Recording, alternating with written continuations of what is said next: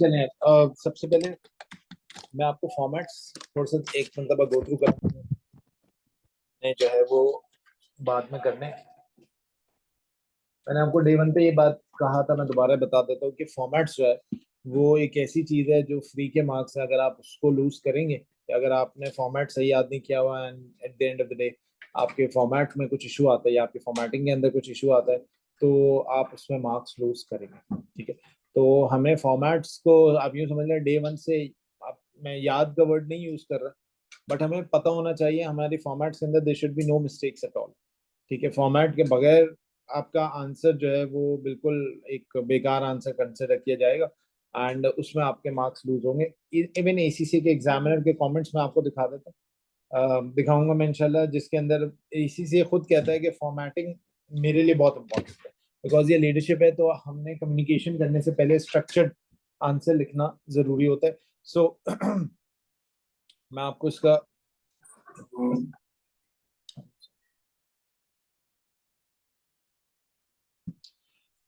ये देख लें, ये एसीसी ने प्रोवाइड किया हुआ है, इमरान खान साहब का नाम है। अच्छा, ये एसीसी ने प्रोवाइड किया हुआ एक फॉर्मेट का हैंडआउट है। इसके अंदर उसने आपको letters, memos, emails, report, presentation slides, visual aids, briefing paper, press release, PID, यही सारे एरियाज है जिसके फॉर्मेट्स हम टेस्ट हो सकते हैं, जिसके फॉर्मेट आपके पास टेस्ट होने के चांसेस होते हैं। So these are all the areas जिसके अंदर आपकी फॉर्मेटिंग टेस्ट होगी और ये फॉर्मेटिंग का होना जरूरी है। फिर उसके बाद कुछ अच्छा, आज तक ये वाला एरिया टेस्ट नहीं हुआ जो नीचे लिखा हुआ ना, 3 एरियाज रिस्क रजिस्टर के अलावा बाकी के 2 एरियाज ना बिल्कुल भी टेस्ट नहीं। इनफैक्ट मैं आपको बताऊं कि ये जो पीआईडी है ना, ये जो लास्ट पॉइंट, ये भी उसने कभी बनाने को नहीं दिया। उसने बस एक मरतबा ये जरूर कहा था कि एक इनएक्सपीरियंस्ड अकाउंटेंट है जिसने एक पीआईडी बनाया तो आप उसको सही करो। बस इतना, इतने लेवल पे जो है ना ये पीआईडी की टेस्टिंग हुई है। इसके अलावा इवन पीआईडी भी इतना ज्यादा टेस्ट नहीं हुआ आपके एग्जाम में। बट इसके अलावा जो बाकी सारी चीजें उनके बहुत इक्वल चांसेस हैं कि वो आपके पास एग्जाम में टेस्ट होंगी। फॉर्मेट्स मौजूद है, हमें ये सारी चीजें पढ़ने की जरूरत नहीं। हमें जो है वो जैसे इस तरह ये फॉर्मेट दिया हुआ है इसको यूज करेंगे। मोर ओवर ये आपको तब ज्यादा अच्छा समझ आएगा जब हम पेपर के अंदर इसको सॉल्व करेंगे। ठीक है, तो हम जब इसको पहली मरतबा पेपर के अंदर इसको सॉल्व करेंगे तो हम इसको यूज करेंगे। अच्छा, जब जी बेटा, मेरा मेरा मेरे सेम ही है, उसमें इतना फर्क नहीं है। बस एसी से ने पता क्या किया है कि उसने कहा ईमेल भी एक जैसा, मेमो भी एक, मैं थोड़ा सा उसको और रिफाइन कर दिया। इवन आप एसी से के सजेस्टेड आंसर देखोगे ना, उसमें भी मेरा वाला फॉर्मेट यूज हो रहा है, तो सही है, मेरा वाला यूज होता है, बच्चे पास भी होते हैं। अच्छा, क्योंकि मैंने अलग अलग लिख दिया ना तो जरा आसान हो जाता है। एक चीज, दूसरी चीज ये कि जो हम P1 P3 के बाद पे सॉल्व करेंगे ना, तो उसको मैं उसकी रिक्वायरमेंट थोड़ी सी चेंज कर दूंगा। उसकी रिक्वायरमेंट में फॉर्मेट नहीं होता था। ठीक है, उसको क्योंकि वो छोटे मिनी क्वेश्चन था ना, 8 मार्क्स का, 5 मार्क्स का, तो वो फॉर्मेट, उसमें फॉर्मेटिंग नहीं होती थी। तो सिंपल एक बच्चा लिखना शुरू करता था पैराग्राफिक फॉर्म। हम जो है जब P1 P3 के पास को सॉल्व करेंगे तो इंशाल्लाह उसके अंदर फॉर्मेट्स ऐड करा दूंगा मैं। यानी वो जो 4 क्वेश्चन थे ना, हु यू आर, तो मैं आपका थोड़ा सा रिक्वायरमेंट चेंज करके लिख दूंगा कि I am an external consultant, you are reporting to the CFO of the company and you need to write a letter या प्रेस रिलीज या रिपोर्ट या जो भी है, presentation slide and make a presentation slide regarding this so and so areas. तो हम उसको इस तरीके से इंशाल्लाह इनकॉर्पोरेट करेंगे। P1 P3 के फॉर्मेट्स हम यूज करेंगे, वहीं से हमारा फॉर्मेटिंग की आदत पड़ जाएगी। सर फॉर्मेट के बाद ये मैं आपको हैंडआउट दे दूंगा, मेरे ख्याल में आपके पास कुछ बच्चों के पास होगा, कुछ के पास नहीं होगा, बट जिनके पास नहीं है तो वो अभी यहाँ से देख सकते हैं। हम स्ट्रैटेजी पार्ट 1 पे फौरन आ रहे हैं। स्ट्रैटेजी पार्ट 1 के एरिया को सबसे पहले देखने जा रहे हैं। स्ट्रैटेजी क्या होती है, अगर आपके पास नहीं भी है कोई मसला नहीं, आप यहाँ पर इस पे फोकस कर सकते हैं। सर स्ट्रैटेजी पार्ट 1 बेसिकली, देखिए मैंने स्ट्रैटेजी के टॉपिक को ना 4 एरियाज में डिवाइड किया। There are 4 different areas of strategy का के पार्ट्स। अच्छा, ये जो स्ट्रैटेजी के पार्ट्स हैं इसको हमने सबसे पहले पोजीशन एनालिसिस के पर्सपेक्टिव से ब्रेक किया। पोजीशन एनालिसिस का मतलब क्या होता है कि मिसाल के तौर पे एक कंपनी है और मैं उस कंपनी को एनालाइज करना चाह रहा हूँ मैक्रो लेवल पे और माइक्रो लेवल पे। तो अगर मैं एक कंपनी को मैक्रो लेवल पे और माइक्रो लेवल पे एनालाइज करना चाह रहा हूँ, तो ऐसे कौन से इंडिकेटर्स हैं जो मुझे मैक्रो और माइक्रो लेवल पे एनालाइज करने में मदद करें? अच्छा, अगर आप में से किसी ने एसबीआर पढ़ा हुआ है, या मेरे ख्याल में अगर आपको F9 में या F7 में भी शायद ये बात सुनने को मिली होगी, स्टॉक वैल्यूएशन का टॉपिक पढ़ते हैं आप लोग? नहीं पढ़ते? एसबीआर में पढ़ते हैं, F9 में पढ़ते हैं? अच्छा, गुड। अच्छा, स्टॉक वैल्यूएशन के क्या तरीके होते हैं? Intrinsic value of a stock पता है क्या होती है? क्या होती है?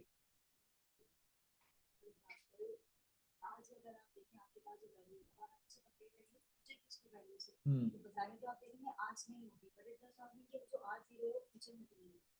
ये इंट्रिंसिक वैल्यू है। अच्छा, इंट्रिंसिक यही होती है? इंट्रिंसिक तो मेरे ख्याल में फाइनेंशियल स्टेटमेंट से जो वैल्यू निकलती है कंपनी की, वो नहीं होती। इंट्रिंसिक वैल्यू तो वो नहीं होती जिस जो कंपनी की फाइनेंशियल स्टेटमेंट। भाई आप लोगों ने F9 में पढ़ा हुआ है, प्लीज ऐसी बातें ना करें मेरे साथ, ऐसे बिल्कुल खामोश होकर ना बैठे कि मुझे पता ही नहीं है। F9 में आप लोगों ने इंट्रिंसिक वैल्यू पढ़ा है। इंट्रिंसिक वैल्यू का एक बड़ा अच्छा मेथड है जो मेरी अजम्पशन है कि आपने पढ़ा होगा, वो है discounting of dividend method. Discounting of dividend method होता है जिसमें आप जो है वो present value of the cash flow of the cost of investment का डिफरेंसेस। जी, तो डिस्काउंटिंग ऑफ डिविडेंड मेथड होता है जिसके अंदर आप डिविडेंड को डिस्काउंट करते हो। डिस्काउंटिंग का जो रेट लेते हो वो कंज्यूमर की एक्सपेक्टेशन, जो इन्वेस्टर की एक्सपेक्टेशन होती है। यार ये सारी बातें आपने कभी नहीं सुनी? सच बताए, कसम खाए, कभी नहीं सुनी? तो फिर कुछ तो हाँ ना तो बोलते, अगर नहीं भी पता तो खैर है, लेकिन एटलीस्ट ये थोड़ा सा पता होना चाहिए। तो ये बेसिकली स्टॉक वैल्यूएशन।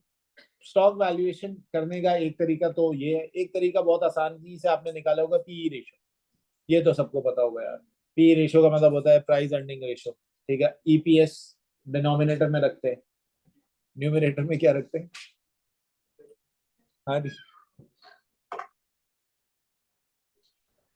आगे बढ़ते हैं हम लोग। स्ट्रैटेजी का जो मार्केट प्राइस रखते हैं, बिल्कुल market price divide by earning per share रखते हैं। या अल्लाह, भाई पिछले पेपर पास होने हैं ना, अभी रिजल्ट जो इसमें आएगा सब ठीक है ना? रोजे का इम्पैक्ट है ना सिर्फ? हाँ, मतलब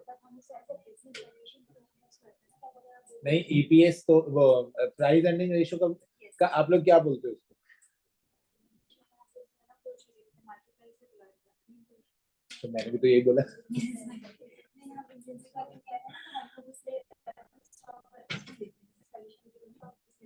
सही सही सही सही। खैर, मैं इंट्रिंसिक वैल्यू तो किसी और पर्सपेक्टिव से कहता हूँ।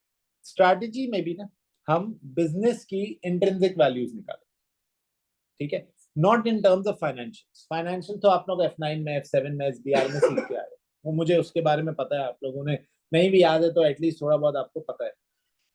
हम जो बात निकालने जा रहे हैं ना, वो निकालने जा रहे हैं इन द रियल फॉर्म और in the real eyes of the investor, consumer, supplier, stakeholders, ठीक है?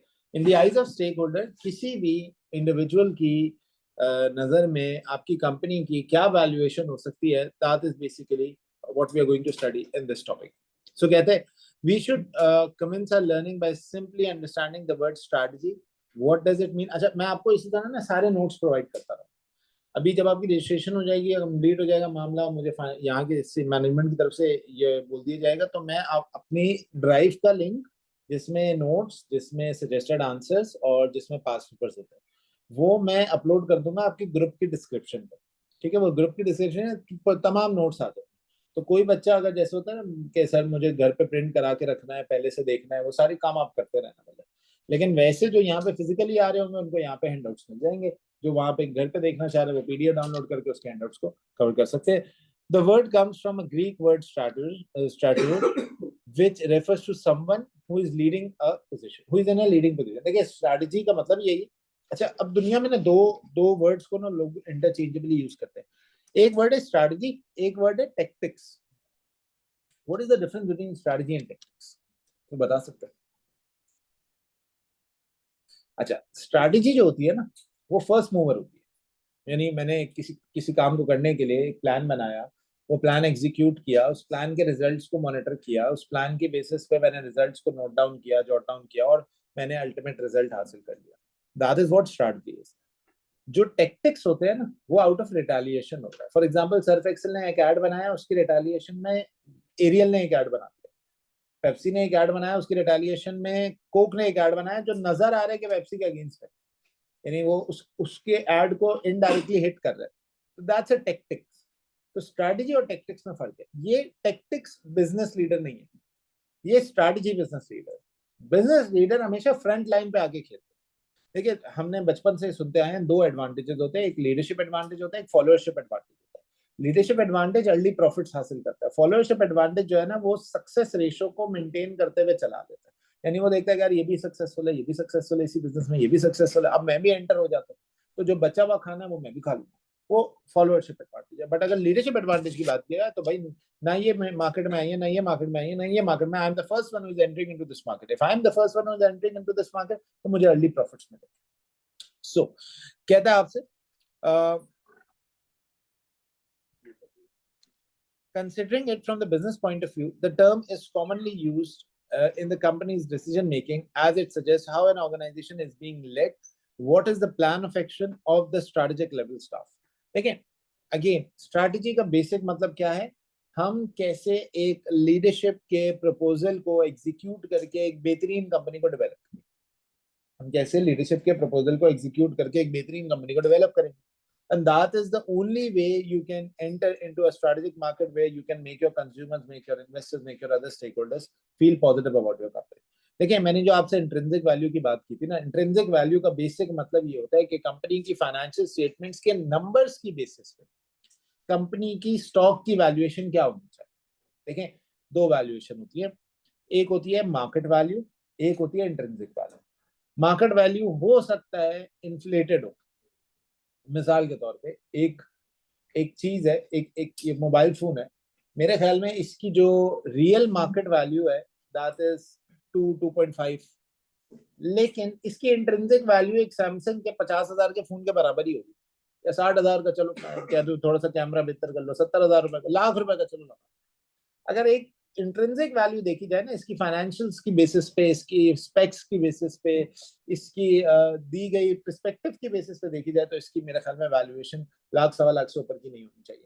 लेकिन इसकी मार्केट वैल्यू, इसकी ब्रांड इमेज, इसकी हाइप, इसकी आर्टिफिशियली इन्फ्लेटेड प्राइजेस की वजह से ज्यादा होती है। तो मार्केट वैल्यू अगर ज्यादा होती है किसी भी कंपनी की और उसकी इंट्रिंसिक वैल्यू कम होती है तो हम अपनी लोकल जबान में कहते हैं कि this is an over valued company. और अगर किसी कंपनी की मार्केट वैल्यू कम होती है और इसकी इंट्रिंसिक वैल्यू ज्यादा होती है, जैसे कभी किसी जगह खाना खाने जाते हैं और वो आप खाना खाने जाते हैं और बोलते हैं यार ये तो हैरान कौन बात है यार, ये पर हेड 500 रुपए, 600 रुपए, 800 रुपए में आ गया और इतना मजे का खाना। तो आप कहते हैं यार इसकी अभी हाइप क्रिएट नहीं हुई, जैसे ही लोगों को इसका पता चलेगा ना तो आप देखना ये अपनी प्राइस भी बढ़ा देंगे। तो इसका मतलब है कि इसकी इंट्रिंसिक वैल्यू इसकी मार्केट वैल्यू के मुकाबले में ज्यादा है, लेकिन क्योंकि इसने अपने आप को चलाना है तो इसने डिस्काउंट दिया हुआ है या कुछ इस तरह का मामला रखा हुआ है। जैसे ही इसकी मार्केट जो है वो सस्टेन होने लगेगी, इसकी मार्केट वैल्यू बढ़ जाएगी, इसकी इंट्रिंसिक वैल्यू कम हो जाएगी। जैसे इसकी इंट्रिंसिक वैल्यू कम हो जाएगी, अभी समझो ये अंडर वैल्यूड है या अभी समझो ये ओवर वैल्यूड है, ये दो ही पर्सपेक्टिव होते हैं। तो जब हम स्ट्रैटेजी बनाते हैं ना तो स्ट्रैटेजी भी कुछ इसी पर्सपेक्टिव से होती है कि अगर एक कंपनी की इंट्रिंसिक वैल्यू इस वक्त लोअर साइड पे और उसकी मार्केट वैल्यू हायर साइड पे है तो ये बबल बर्स्ट होगा, और ये बबल अगर बर्स्ट हो गया हमारी स्ट्रैटेजी बनाने से पहले तो we might end up into a failure.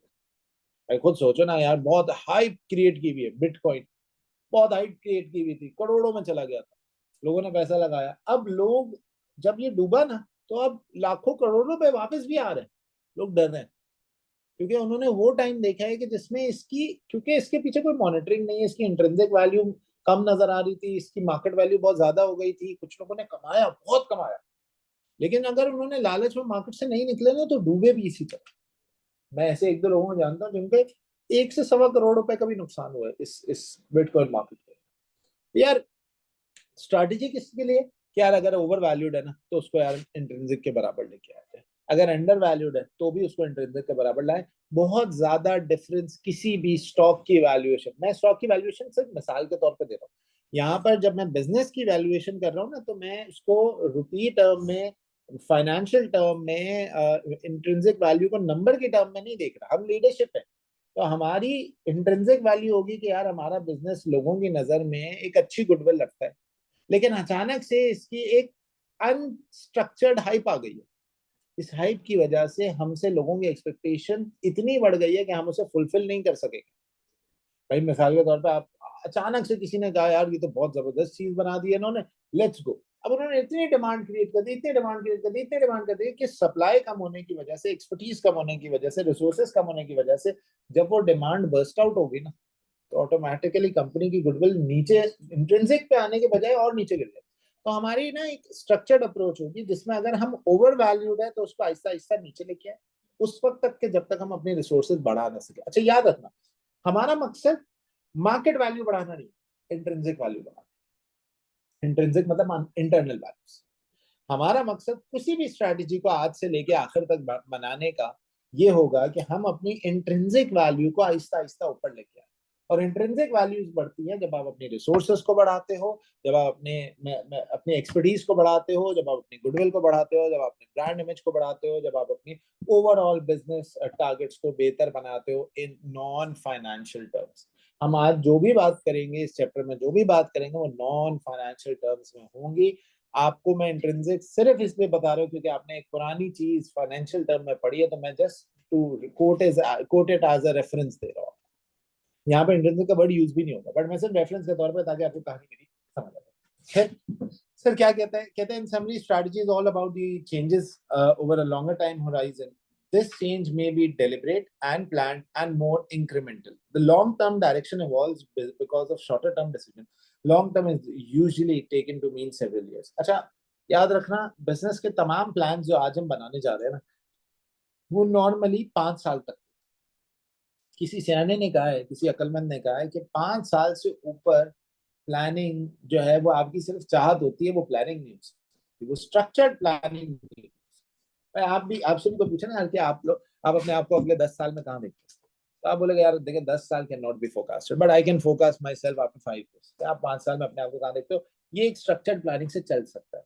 Business की टर्मिनोलॉजी में, दुनिया की इंडस्ट्रीज में, दुनिया के बिजनेसेस में हम ये कहते हैं कि 5 years is something that is predictable, that is फोरकास्टेबल।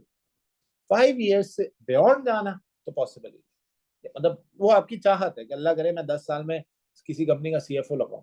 जैसे मेरी एक चाहत है, अल्लाह करे मैं अपनी कंपनी का इंटरनल ऑडिट हेड लगाऊं। जो हमारे है अल्लाह तो उन्हें बहुत जिंदगी दे, लेकिन अब उनका खैर। तो strategic management refer to any activity which is planned to achieve the overall and long term goals of an organization. 3 stages of strategic management देखिए। अब एक बात यहाँ पे बड़ी इंपॉर्टेंट है, तो देखिए स्ट्रैटेजिक मैनेजमेंट के ना, अगर आप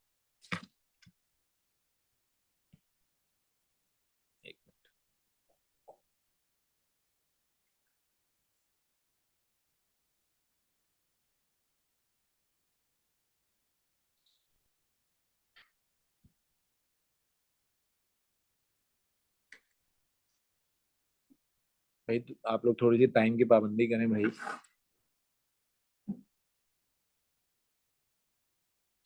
अच्छा, स्ट्रैटेजिक मैनेजमेंट,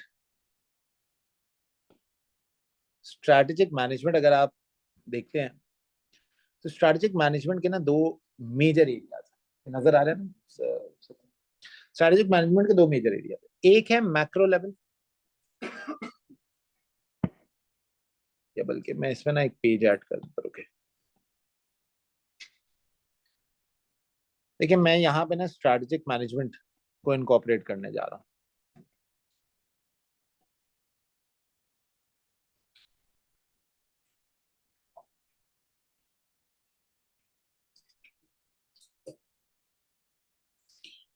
स्ट्रैटेजिक मैनेजमेंट का ना बेसिकली हमारी नजर में देयर आर 2 डिफरेंट एरियाज। पहला एरिया है मैक्रो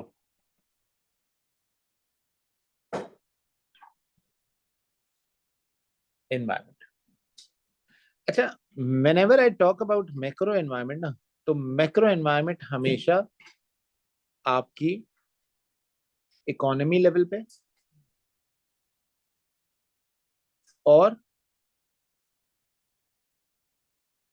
इंडस्ट्री लेवल पे होती है। And when I talk about the micro environment,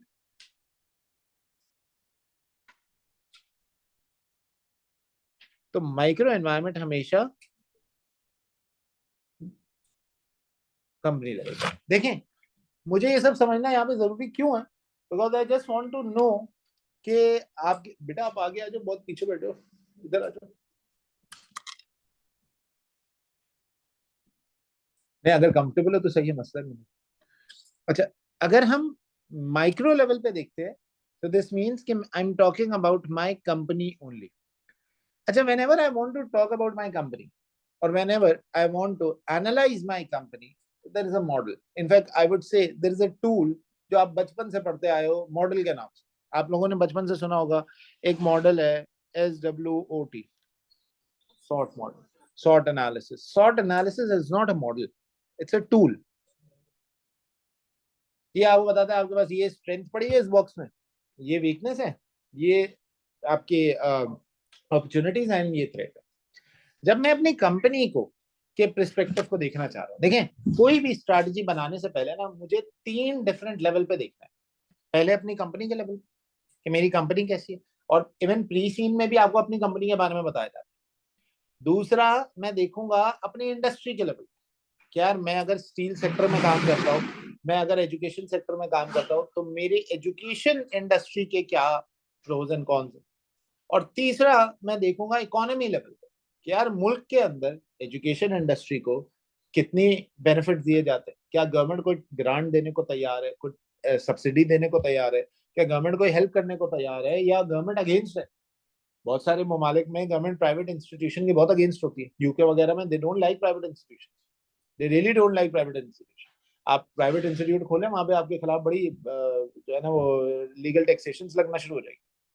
they just want government institutes to be there, and obviously वो quality education देते हैं। पाकिस्तान में गवर्नमेंट इंस्टीट्यूट खोलने के खिलाफ प्राइवेट इंस्टीट्यूट के बहुत फेवर में हो जाते हैं, गवर्नमेंट इंस्टीट्यूट खोलने की इजाजत नहीं होती। तो अगेन, मैं सबसे पहले जब मैं अपनी कंपनी को देखना चाहता हूँ ना, तो मैं कंपनी को देखूंगा इन 2 टूल्स के जरिए, and that is the strength and weakness. याद रखना, this is not a model, it is just a tool. मैं पहले देखूंगा मेरी स्ट्रेंथ क्या है, मेरी वीकनेस क्या है। अच्छा, इस स्ट्रेंथ, वीकनेस, अपॉर्चुनिटी, थ्रेट के टूल से हम एक मॉडल बनाते हैं जिसका नाम है टोज मॉडल।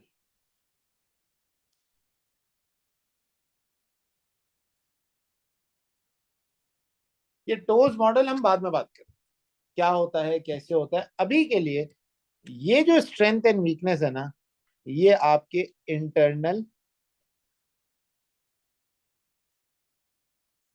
फैक्टर्स हैं। और मेरा बेटा, ये जो अपॉर्चुनिटीज एंड थ्रेट्स है ना, ये आपके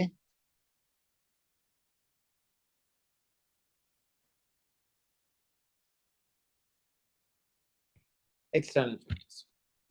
So we have internal factors in the form of strength and weakness, and we have external factors in the form of opportunities and threat. ये चारों फैक्टर मिला के we have different types of tools. In tools से हम use करेंगे with the perspective of tools model. हम कैसे use करेंगे वो बात की बात। अच्छा, कभी भी मैं अगर अपनी इकोनॉमी को देखना चाहता हूँ कि भाई मैं, मेरी इकोनॉमी मेरे बिजनेस पे क्या असर कर सकती है, तो हमारे पास एक मॉडल होता है जिसको हम पढ़ेंगे, दैट इज पेस्टल मॉडल। ठीक है, बहुत बहुत से लोग इसको पेस्ट मॉडल भी पढ़ते थे पहले, लेकिन now better depiction is to read it as a PESTEL model. PESTEL model होता है political, economical, social, technological, ecological and legal factors. Sir ये पेस्टल मॉडल है। फिर उसके बाद अगर मैं अपनी इंडस्ट्री को देखना चाहता हूं, तो we have the Porter 5 force model. We have the Potter 5 force model plus Potter value chain model. अच्छा, अब इसके अंदर और पोस्टमार्टम करना चाहो तो प्रोडक्ट वाइज भी, मैं अगर अपने प्रोडक्ट वाइज भी एनालाइज करना चाहता हूँ, तो एक मॉडल आता है BCG model, Boston consultant group. वो आगे जाके बात पढ़ेंगे हम उसको। But for the time be, अगर मुझे अपने आप को स्ट्रैटेजिकली एनालाइज करना है that where am I strategically being standing right now, तो आई वुड से कि आप अपने आप को स्ट्रैटेजिकली माइक्रो और मैक्रो लेवल एनवायरनमेंट में एनालाइज कर सकते हो. If you are analysing yourself in the micro environment, तो आपके पास कंपनी लेवल पे एनालिसिस होना चाहिए, और ये कंपनी लेवल का जो एनालिसिस है ये आपकी स्ट्रेंथ और वीकनेस आइडेंटिफाई हो सकती है. या आप माइक्रो लेवल पे अगर अपने आप को आइडेंटिफाई करना चाह रहे हो, तो आपके पास इकोनॉमी या इंडस्ट्री लेवल होता है. इकोनॉमी पे करना चाह रहे हो तो you are going to use the model of PESTEL, and industry पे करना चाह रहे हो तो you are going to use the Porter 5 force model और पॉटर वैल्यू चेन एनालिसिस. ये आपके लीडर्स करते हैं, लीडर जो board of directors. So board of directors ये आपकी डिसीजन मेकिंग करेंगे. अभी तो कैसे करें, अभी तो हमने देखा ही नहीं. अभी तो हम देख रहे हैं हमारे पास टूल्स क्या क्या, कैसे यूज, मतलब how are we going to analyse. तो हमने कहा भाई हमें स्ट्रीमलाइन हो गया. हमने देखा नक्शे को देखने के दो तरीके, मैक्रो लेवल और माइक्रो लेवल. अच्छा, माइक्रो लेवल पे हम कंपनी को देखेंगे, मैक्रो लेवल पे इकोनॉमी को देखेंगे, इंडस्ट्री को देखेंगे. तो डन, यहाँ तक आगे बढ़ो. कॉपी करना.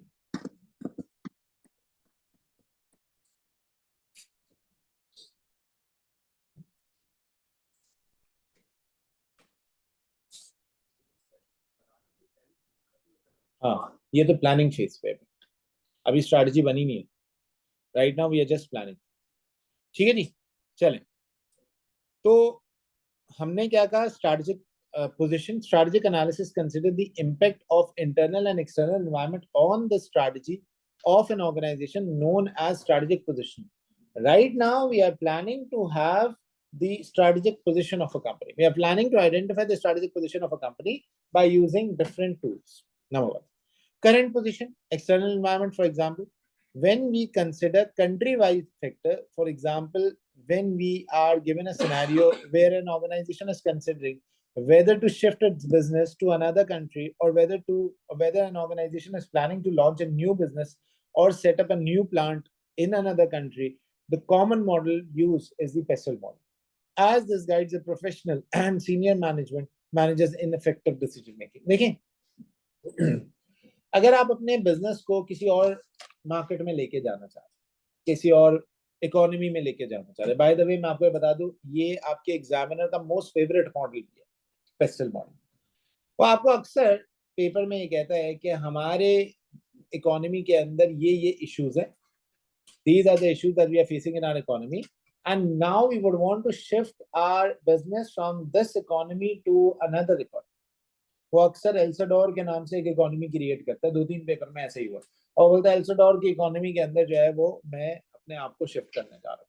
फॉर एग्जाम्पल, एक पेपर के अंदर एक क्वेश्चन आया था that we are a road construction company, and due to the fact that we are a road construction company, we are right now operating in country A, in which the country A is a plain urban area, and we have been operating in this country since more than 25 years now. And the government was all okay, but now the government is focusing more on nationalization of industries, and government is taking the national infrastructure in their own hands. So we are considering to move to economy B, which is a mountainous area, in which the government of economy B are very much keen to welcome all those companies who are entering into the construction world, and we might also get one of the biggest contract of road construction in economy B. Analyze the external environment. ये सवाल आया, इस तरह का question आया था. अब मुझे बताओ, इसके अंदर जो सब बच्चों ने अपने अपने पॉइंट ऑफ व्यू दिए थे, एक पॉइंट ऑफ व्यू था जो मैं अभी आपसे डायरेक्टली पूछ नहीं रहा, मैं डायरेक्ट बता देता हूँ कि वो बच्चों ने नहीं दिया और एग्जामिनर ने कोट किया. एग्जामिनर कहता है टेक्नोलॉजिकल फैक्टर में बच्चे लिख रहे हैं कि हमें अपग्रेडेड टेक्नोलॉजी चाहिए होगी, हम रोड कंस्ट्रक्शन करेंगे. किसी ने भी ये नहीं लिखा कि जो हमारी एग्जिस्टिंग टेक्नोलॉजी है वो प्लेन रोड फैक्टर्स पे या प्लेन एरिया पे चलाने के लिए थी, जिसमें हमें कोई माउंटेन कटिंग मशीन्स नहीं चाहिए थी, कुछ ऐसा नहीं चाहिए था. हमें सिर्फ नॉर्मल प्लेन एरिया के ऊपर रोड बनाने की मशीन हमारे पास मौजूद थी. एग्जामिनर कहता है कि मैंने बच्चों से एक्सपेक्ट किया था कि आप लिखोगे कि तमाम मशीन्स जो आपके पास पुरानी है वो ऑब्सोलीट हो जाएंगी, वो अनयूजेबल हो जाएंगी, बिकॉज ये जो है माउंटेनियस एरिया, और माउंटेनियस एरिया में वो मशीन्स काम नहीं कर सकती जो प्लेन एरिया के ऊपर काम करती है. तो ये चीज जो है वो एग्जामिनर का बहुत बड़ा हुक था, जो एग्जामिनर कहता कि अगर किसी बच्चे ने लिखा तो मैंने उसको बड़े अच्छे मार्क्स दिए. सो पॉलिटिकल फैक्टर्स को कंसिडर करेंगे, इकोनॉमिकल फैक्टर्स को कंसिडर करेंगे, सोशल फैक्टर्स को, technological and ecological and legal factors को। याद रखना, जब भी क्वेश्चन 20 मार्क्स से कम का आता है, वो कभी भी आपको ये नहीं कहेगा कि पेस्टल लगाओ या पेस्ट लगाओ, वो कभी मॉडल का नाम नहीं देता। एग्जामिनर भाई कभी मॉडल का नाम नहीं देता।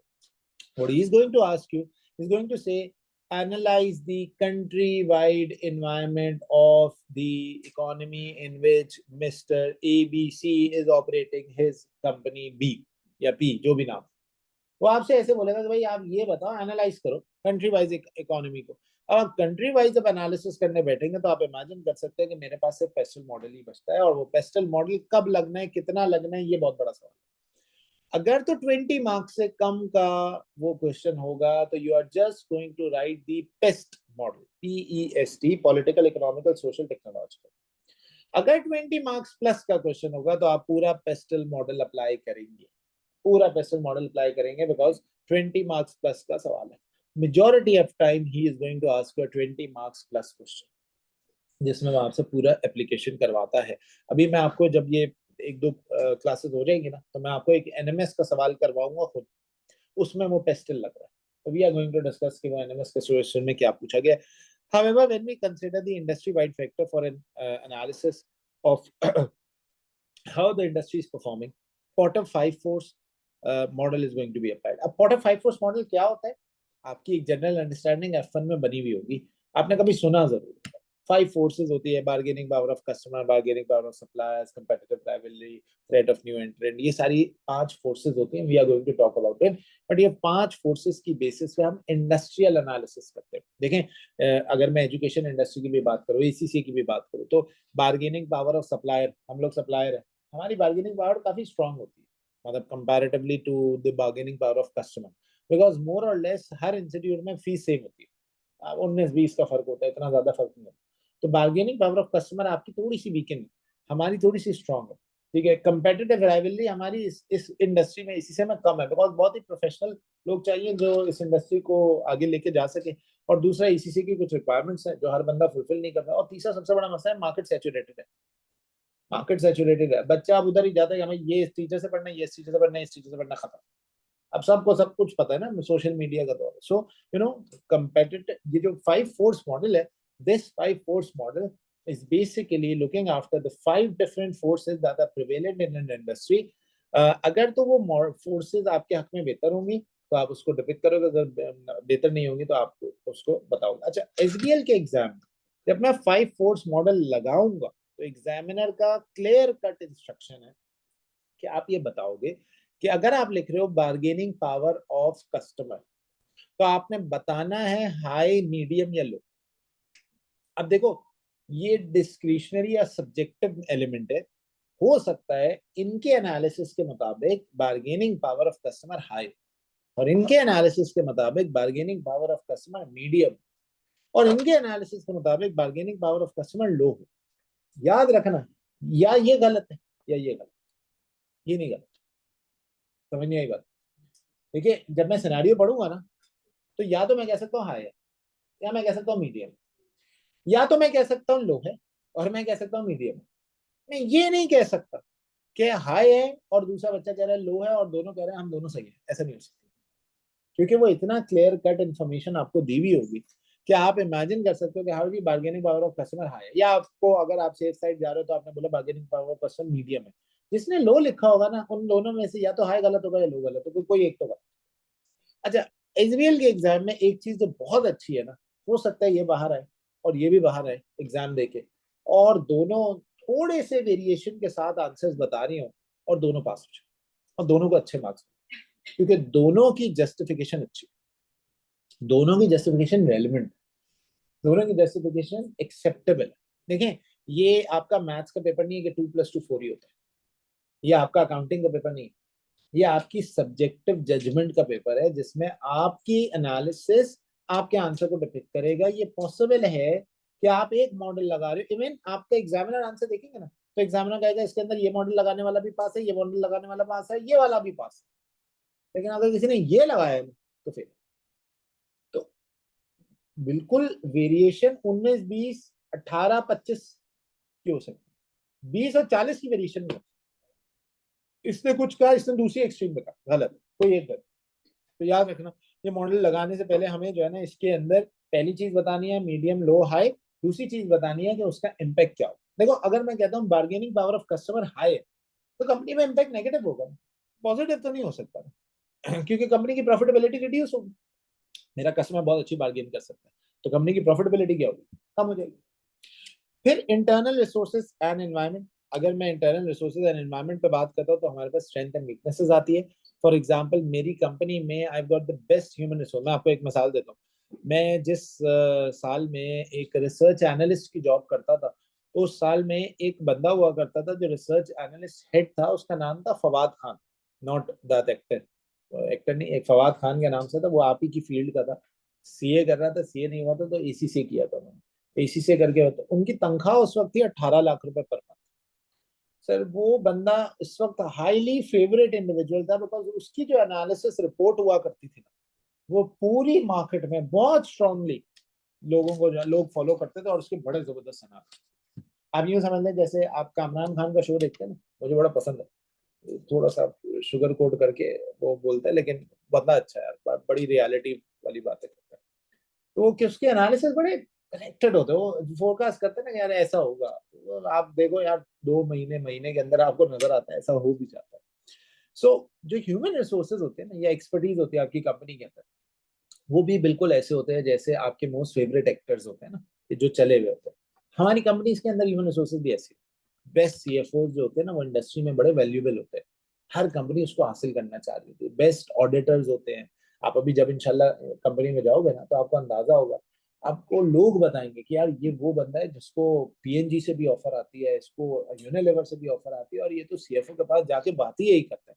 मतलब सीएफओ डरता है कि अगर ये मेरे क्यूबिकल में आएगा तो ये ऑफर लेके आया हुआ होगा और मुझे इसके पैसे और बढ़ा देगा। लिटरली ऐसी कंपनीज के अंदर लोग होते हैं जो मोस्ट फेवरेट लोग होते हैं of the industry because of their work. मैंने आपको जैसे बताया वो फवाद खान, वो हर दिन ये कहता था बस अब तो मैं बीएमए सिक्योरिटीज जा रहा हूँ, मेरा तो वहां पे आगे ऑफर आ गई, मैं जा रहा हूँ बच्चों, अब आप लोग देख लो अपना। और फिर उनको जो ओनर होते थे उस सिक्योरिटी के, हमारे जो ब्रोकरेज हाउस के, तो वो कहते थे यार बताइए कितने की ऑफर आई है, मैं रीनेगोशिएट करने को तैयार। वो इतने वैल्यूबल आदमी जस्ट बिकॉज उनका एनालिसिस इतना स्ट्रांग था, क्या मतलब उनको हर बंदा रखना चाहता था। तो that's a strength for your company. फिर फाइनेंशियल रिसोर्सेज देखें, हर कंपनी के अंदर फाइनेंशियल रिसोर्सेज के होने से ज्यादा इंपॉर्टेंट है सोर्सेज ऑफ फाइनेंसेस का होना। मैं कभी कभी ना दवाई साहब को ऐसे मजाक में क्योंकि मैं उनका स्टूडेंट भी हूँ, और वो मुझे जो है वो बड़ा पसंद भी करते हैं, तो मैं कभी कभी मजाक में कहता हूँ सर आपने मार्केट को की कंपटीशन को एलिमिनेट करना है ना, सबको फ्री ऑफ कॉस्ट ऑफर कर दे 2 साल, आपके इतने फाइनेंशियल मसल स्ट्रांग है माशाल्लाह से कि आप ऑफर कर सकते हो, पूरी मार्केट आप खा जाए। तो वो हंसी मजाक में कहते हैं कि ठीक है भाई, फिर कल से आप जो है ना वो सैलरी के नाम पे दुआई लिया करें हमसे, और ऐसा कुछ नहीं होगा कि आपको सैलरी मिलेगी तो हम फ्री ऑफ कॉस्ट अनाउंस कर दें। तो फाइनेंशियल रिसोर्सेज से के होने से पहले ना financial muscles and sources of finances का होना चाहिए। देखिए मुझे फर्क नहीं पड़ता कि मेरी कंपनी में इस वक्त पैसा है या नहीं, मुझे फर्क इस बात से पड़ता है कि क्या मेरी कंपनी का फाइनेंस मैनेजर मुझे इस वक्त पैसा ढूंढ के दे सकता है at the lowest possible cost of capital. भाई सीधी बात है, अगर एक कंपनी को बैंक लोन देने को तैयार नहीं है ना, तो कंपनी के पास फाइनेंस जितना भी हो जाए सब बेकार है। अगर एक कंपनी को शेयर होल्डर इन्वेस्ट करने को तैयार नहीं है, तो वो जितनी अच्छी कंपनी हो जाए बेकार है। अगर एक कंपनी के अंदर लोग बॉन्ड लगाने को तैयार नहीं है, लोग पब्लिक डिपॉजिट्स देने को तैयार नहीं है, कंपनी के अंदर लोग इक्विटी लगाने को तैयार नहीं है, कंपनी के अंदर कंपनी को जो है वो लाइन ऑफ क्रेडिट मिलने को तैयार नहीं है, कंपनी को कुछ मिलने को तैयार नहीं है ना, तो सोर्स ऑफ फाइनेंस का बंद होना फाइनेंस के बंद होने से ज्यादा खतरनाक। देखिए खुदा ना खास्ता किसी के घर में अगर पैसे खत्म हो जाए ना, कोई प्रॉब्लम की बात नहीं। प्रॉब्लम की बात यह है कि अगर जो कमाने वाला है उसको कोई ऑल्टरनेट सोर्स ही ना पता हो कि जिससे वो पैसा ला सकता। अगर उसको ऑल्टरनेट सोर्स पता, बस सही, आपकी कंपनी बुरी है, आपकी कंपनी में सोर्सेज ऑफ फाइनेंस प्रॉब्लम। फिर आईटी रिसोर्सेज देखें, अक्सर ये पेपर में ना क्वेश्चन इसको टेस्ट पता कैसे करता है, वो यूं टेस्ट करता है कि आपका कंपेटिटर है उसने ऑनलाइन ई बिजनेस भी शुरू कर दिया, आपने नहीं किया। अक्सर ये करते हैं, जैसे हिस्टोरिक प्लेसेस का जो सवाल आया था ना, जो लास्ट मैंने आपको दिखाया, उसमें उसने कहा कि हमारे जो कंपेटिटर है ना वो वर्चुअल रियलिटी, ये हिस्टोरिक प्लेसेस वाला सवाल ये था कि वो पुरानी बिल्डिंग्स को प्रिजर्व करते हैं और लोग आकर उन पुरानी बिल्डिंग्स को देखते हैं। आप में से अगर किसी ने टर्की वगैरह ट्रेवल किया हुआ, तो वहाँ पे एक डोलमा पाशा पैलेस है, ठीक है। तो वो कितनी हजारों साल पुराना ऑटोमन एम्पायर का, उसमें आप जाएं तो आपको ऐसा लगेगा, उन्होंने इतना जबरदस्त प्रेजेंट किया है ना, आप इमेजिन नहीं कर सकते, बहुत जबरदस्त तरीके से प्रिजर्व किया। उसके बड़ा जबरदस्त टिकट है वो, एक बड़ा अमाउंट चार्ज करते हैं। उसका हुक ये रखा हुआ है कि आप एक दफा नहीं आए, आप पूरे पैलेस को दो दो दफा भी देख सकते हैं पूरे वीक में। आप एक बार देखोगे उसके बाद बाहर आ जाएगा, उसके बाद कभी जिंदगी में दिल नहीं करेगा कि दोबारा, है क्या दीवारें ही है ना, और तो क्या होगा। तो आपके पास कोई ऐसी आईटी की रिसोर्सेज मौजूद है जो आप खुद से डेवलप करो। जैसे मैंने आपसे कहा कि मेरा कंपेटिटर है, उसने एक ई बिजनेस शुरू किया, मैंने नहीं किया। तो पेपर में उसने लिखा था कि ये जो हिस्टोरिक प्लेसेस हैं ये प्रिजर्व करने में लगे हुए। हमारा जो कंपेटिटर है ना, नियर कंपेटिटर, उसने वर्चुअल रियलिटी शुरू कर दिया। यानी वो कहता है कि आप आओ, दीवारें देखना चाहते हो देखो, फील करना चाहते हो पुरानी, आज से 100 साल पुरानी, 200 साल पुरानी बिल्डिंग्स को देख लो। अगर कम पैसों में भी विजिट करना चाहते हो ना, तो एक काम ये कर सकते हो कि आप आओ और वर्चुअल रियलिटी में जाओ के, यानी हमारे एक वीआर ऑप्शन लो, और उसके जरिए आप ऑनलाइन टिकट परचेज करके ऑनलाइन ही देख लो उसको, घर बैठे बैठे उसको इमेजिन करो। अच्छा, और ये मामला जो है ना, ये है भी है, इसमें इस तरह की चीजें अभी मैं देख रहा था कि सऊदी अरब ने भी ये काम शुरू किया। ठीक है, सऊदी अरब ने भी ये शुरू किया कि अगर आप विजिट करना चाह रहे हैं मदीना का, मस्जिद नबवी का, तो आप इंटरनल पार्ट जो है ना वो वर्चुअल रियलिटी में देख सकते हैं। मुझे नहीं पता वो फ्री ऑफ कॉस्ट है या उसके पैसे हैं, बट ये वर्चुअल रियलिटी का कॉन्सेप्ट इसमें भी था। फिर ब्रांड एंड कॉर्पोरेट इमेज, याद रखना तुम्हारा स्ट्रॉन्ग ब्रांड में देखें। मैं आपको एक, आप सबको पता है ना, इसका मैं फ्लेक्स नहीं कर रहा, मुझे बताएं ये इसकी कंपनी का नाम पता है? Apple company. अच्छा, अब मुझे बताएं, अच्छा और ये आपको पता नहीं ये क्या चीज है? पता ना सबको? मैं ऑनलाइन वालों को भी दिखा दूँ, ये मोबाइल फोन, ये मुझे बताएं ये क्या है, व्हाट इज दिस? मैं ये बता दूं, this is also of Apple company. मैं इस तरह खोल के दिखा दूं, ये देखिए, नाम छुपा लेते, this is also of Apple company. ये एक एप्पल टीवी है, ठीक है, ये एक एप्पल टीवी है जो ये प्रोजेक्शन के लिए काम आता है, क्योंकि हमें माइन्यूट डिटेल्स देखनी होती है ऑफिस के अंदर प्रोडक्ट की कॉस्ट के हवाले से। तो ये माइन्यूट डिटेल्स को जो है ना वो हाईलाइट करवाता है, मतलब बहुत ही क्लोजली। अगर मिसाल के तौर पर मैं बैठा हूँ प्रोडक्शन हेड के साथ, मैं बोल रहा हूँ यार ये जो आप बोल रहे हो इसमें 40 रुपए इस जगह लगे, किस चीज के, तो वो ऐसा दिखाएगा दिखाएगा, बोलेगा सर ये देखिए, बिल्कुल उसकी पिक्चर को जूम इन करके, सर ये जो कॉम्पोनेंट है ना ये 40 रुपए का। तो ये एचडी क्वालिटी में उस चीज को प्रेजेंट कर सकता है। अब आप इमेजिन करो, एक ही प्रोडक्ट है, इसके ब्रांड, इसकी जो वैल्यू वैल्यू है वो आप सबको पता है, लेकिन इसकी वैल्यू आपको नहीं पता होगी। जो एप्पल टीवी है इसकी वैल्यू आपको नहीं पता होगी, बिकॉज ऑफ द फैक्ट कि आप जब इसको मार्केट में परचेज करने जाएंगे, या अगर आपको नीड है, इसका एक और काम ये भी हो सकता है, आपको नेटफ्लिक्स भी एचडी में हो जाएगा तो अगर आप इसको यूज करेंगे तो।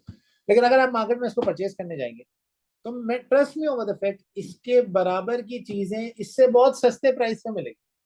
लेकिन क्योंकि इसके ब्रांड नेमिंग के साथ एक एप्पल का लोगो जुड़ गया, एक एप्पल कंपनी बन गया, तो बस इसकी वजह से इसकी ओवरऑल वैल्यूएशन बहुत ज्यादा बढ़ जाती है। तो देखें, आपको कमाने के लिए आपका ब्रांड इमेज, आपका कॉर्पोरेट इमेज भी बहुत ज्यादा आपकी स्ट्रेंथ के तौर पे काम आता है। और एनी यूनिक टेंजिबल एसेट, मैं आपको एक मिसाल देता हूँ, मैं एक कंपनी को जानता हूँ जो प्रोडक्शन करती है, मैं बल्कि इसकी बड़ी अच्छी एक एग्जांपल दे सकता हूँ। एक मशीन थी जो प्रोडक्शन करती थी, it was an old machine.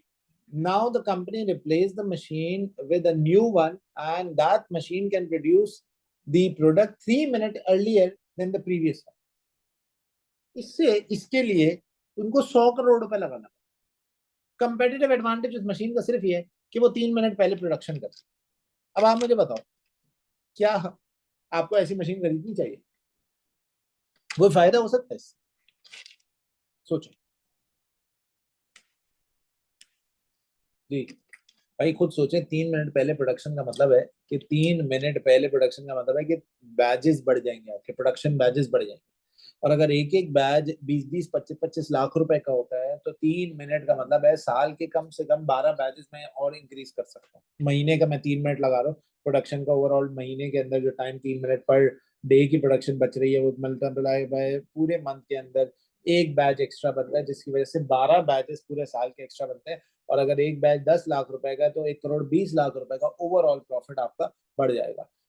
Overall profit अगर आपका 1 करोड़ 20 लाख से बढ़ जाए, 3 मिनट पहले प्रोडक्शन होगी तो 3 मिनट पहले लीड टाइम आपका कंप्लीट हो जाता है, 3 मिनट पहले ट्रांसपोर्टेशन हो जाती है, 3 मिनट पहले आपकी इलेक्ट्रिसिटी बचती है, 3 मिनट पहले आपकी डिस्ट्रीब्यूशन कॉस्ट बेहतर होती है, आप ज्यादा अच्छी प्रोडक्शन करते हो, आप अपने कंपेटिटर से पहले मार्केट में पहुंचोगे, आपके कंपेटिटर से पहले दुकान में आपकी प्रोडक्ट रखी होगी, कंज्यूमर खरीदने आएगा वो आपकी प्रोडक्ट खरीदेगा बिकॉज दूसरे की प्रोडक्ट 3 मिनट बाद आएगी।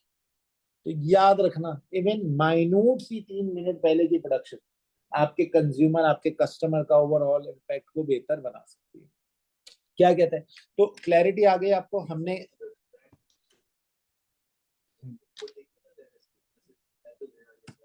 हाँ, नहीं मैं इनको अलग अलग, इनको आइसोलेशन में पढ़ना, या तो ब्रांड इमेज है या इंटेंजिबल है, आपके पास कोई ऐसा एसेट है या आपके पास कोई ऐसी आईटी रिसोर्स, अगर आपके पास ब्रांड इमेज है तो जाहिर है वो ओवरटेक कर जाए, बिल्कुल सही है। मिशन क्या होता है? देखिए, मैंने 2 वर्ड आपने भी बचपन से सुने होंगे, एक होता है विजन, एक होता है मिशन। मिशन क्वांटिटेटिव वेरिएबल्स को कहते हैं, क्वांटिटेटिव टारगेट्स को कहते हैं, जनरल ओवरऑल एम्स को कहते हैं। अगर मैं आपसे मिशन का एक बिल्कुल लिटरल मीनिंग बोलूं तो it is general overall aim of a company, quantitative targets of the company. क्या कहते हैं सर? क्लैरिटी ऑफ मिशन और future course of action. It is vital for an organisation to have a clear understanding of its current position. देखिए, इन 3 models को use करके ना मैं करंट पोजीशन जानूंगा, where am I standing right now. देखिए, TSA की एक करंट पोजीशन है, मार्केट में कुछ भी हो जाए, मैं टीएसए को एज अ स्टूडेंट जानता हूँ, मैं टीएसए में पढ़ा हूँ, बहुत ही पुरानी बात नहीं है, नई बात है, अभी कुछ महीने पहले की, और मैं टीएसए के अंदर पढ़ा रहा हूँ। मैं टीएसए को as a student, as a teacher तक देख रहा हूँ।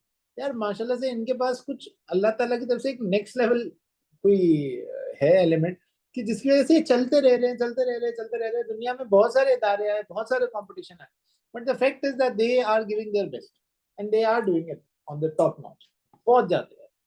इनको लोग भी ऐसे मिल जाते हैं, इनके इनके खुद के भी मामला कुछ इतने अच्छे हैं कि यार वाकई लोग भी मिलना चाहते हैं। यानी मैं, मुझसे अगर आप मिले तो मैं बड़ा कंफर्टेबल होता हूँ कि मैं यहाँ पे काम करता हूँ, और मुझे इन लोगों की तरफ से बड़ी एक मोहब्बत का एलिमेंट होता है। So there is a clarity of direction, there is a clarity of direction, that is, कहता है understanding its current position and to have a clear mindset regarding the future action plan, as device strategy might fail if an organization continues to deviate from its planned vision and mission strategy। देखें, अगर एक इदारा अपने plan mission या vision strategy से deviate हो जाए, हट जाए, मतलब उसको हम कहते हैं स्ट्रैटेजिक ड्रिफ्ट का, इसको एक वर्ड कहा जाता है, आगे जाके पढ़ाऊंगा।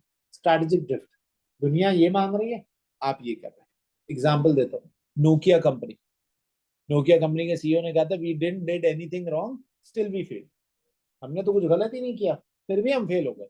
क्यों? नोकिया कंपनी ने अपने मिशन को एवेल्युएट नहीं किया था, नोकिया कंपनी ने अपने पोटेंशियल को देखा और आउट ऑफ कंपटीशन उसी पोटेंशियल पे काम करते रहे। ये नहीं देखा कि हमें मार्केट ट्रेंड क्या होते हैं, हमें फ्लेक्सिबिलिटी को लेके या फ्लेक्सिबिलिटी को इनकॉर्पोरेट करना चाहिए। Expectation of the key stakeholder, देखिए आपकी क्या एक्सपेक्टेशन है? आप यहाँ पे पढ़ रहे हैं, आपकी एक्सपेक्टेशन है सर बिलाल कोर्स खत्म कराएंगे, सर बिलाल पास पेपर्स कराएंगे, सर बिलाल सीन कराएंगे, वर्कशॉप कराएंगे, अपना मॉक एग्जाम लेंगे और पेपर पास। देखिए अल्टीमेट एक्सपेक्टेशन क्या? Paper pass. मैं जितनी अच्छी बातें कर लूँ, जितनी बुरी बातें कर लूँ, अगर मैंने आपका पेपर पास करा दिया ना तो मुझसे अच्छा टीचर कोई, और अगर मैंने आपका पेपर फेल करा दिया तो मुझसे बुरा टीचर कोई, जो सीधी बात है।